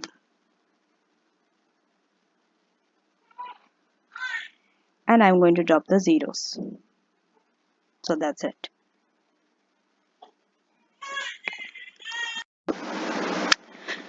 So this is the answer for the last activity of this lecture, which is for 15 months. And the next one is for the year ended. So this one, this. So this two, we will deduct from the profit and we got our adjusted profit. When they're asking us to do our trading income assessment for the 3 tax years. So remember from 1st Jan to 31st March, it is only 3 months and next is 12 months and this is for the year ended 31st March. So for year ended 31st March 2025, you see this as it is you can take here. But this profit is apportioned 3 months and 12 months into different period. Okay. So if you add this together, you should get 149,131. Now that's it for this lecture. So we are coming to the syllabus coverage. From your syllabus, we have focused on section B. Third, income from self-employment. Under that, capital allowances. We have defined plant and machinery. Then we have compute the 3 allowances: AIA, FYA, WDA. Then we have computed the capital allowances for cars. Compute the balancing allowance and charges when the sale arises. Compute the SBA. Recognize the treatment of short life asset. Treatment of asset included in the special rate pool.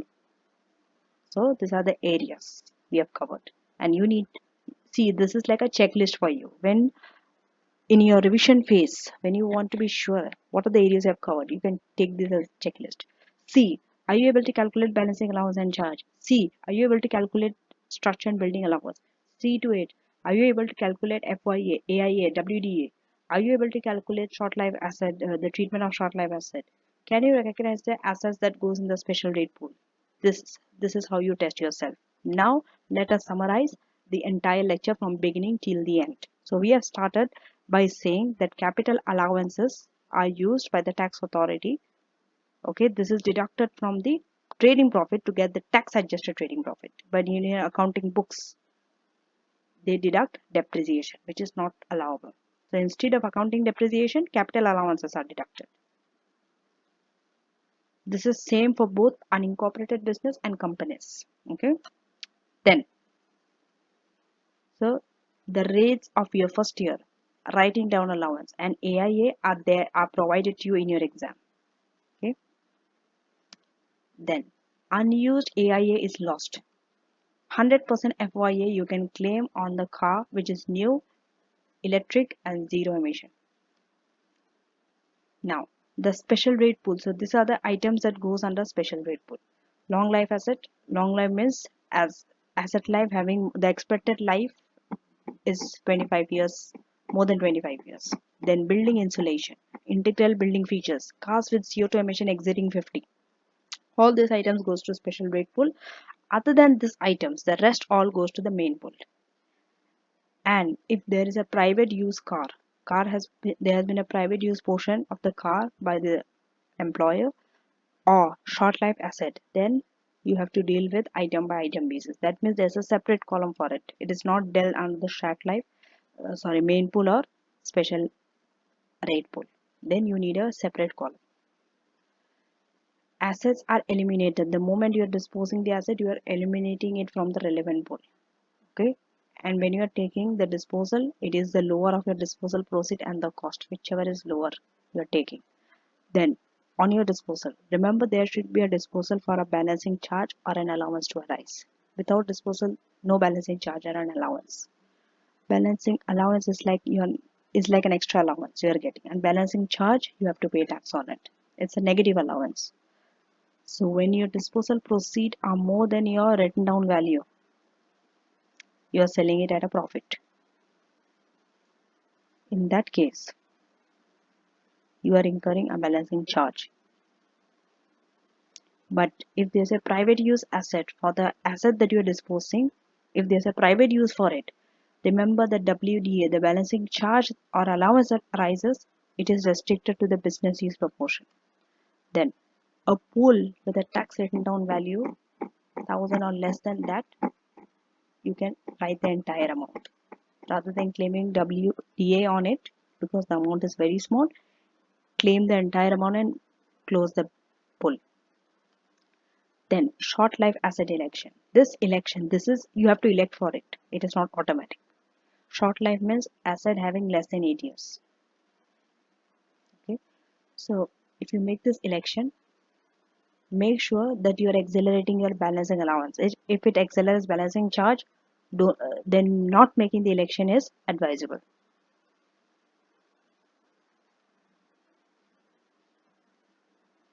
So where your disposal is anticipated to be less than your tax written on value, it is recommended to make the election, short life asset election. Why? Because that will create a balancing allowance. We have done questions. Then for your assets, except new car, you have to use VAT exclusive. You have to exclude the VAT from the cost and the sale process. But for new car, it's VAT inclusive because for cars, VAT is irrecoverable. Then for your short accounting period or long accounting period, you have to prorate your WDA and AIA, but not FYA. FYA are never prorated, and also small pool allowance.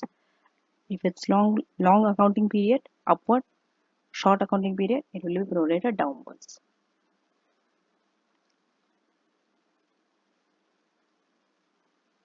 And you have to flex it upward for long accounting period, but only for income tax. You have to flex downward, and it's applicable both for your income tax and corporation tax. That means in the company, same treatment. Now, the technical article that you have to read, which is relevant for this lecture, that is capital allowance lecture, is cars. This you can get on your ACCA website. When you go under tax, select tax as the subject from your study material. There technical article list is there. So cars, this you need to read. Okay, so that's it for this lecture, and my next lecture also will be on unincorporated traders, covering the loss relief. So next lecture will be on loss relief, how the self-employed people get relief for their losses. So lecture 6, lecture 7 and lecture 8, they are related because they are on self traders, they are sole traders. So thank you, and I shall see you in the next lecture.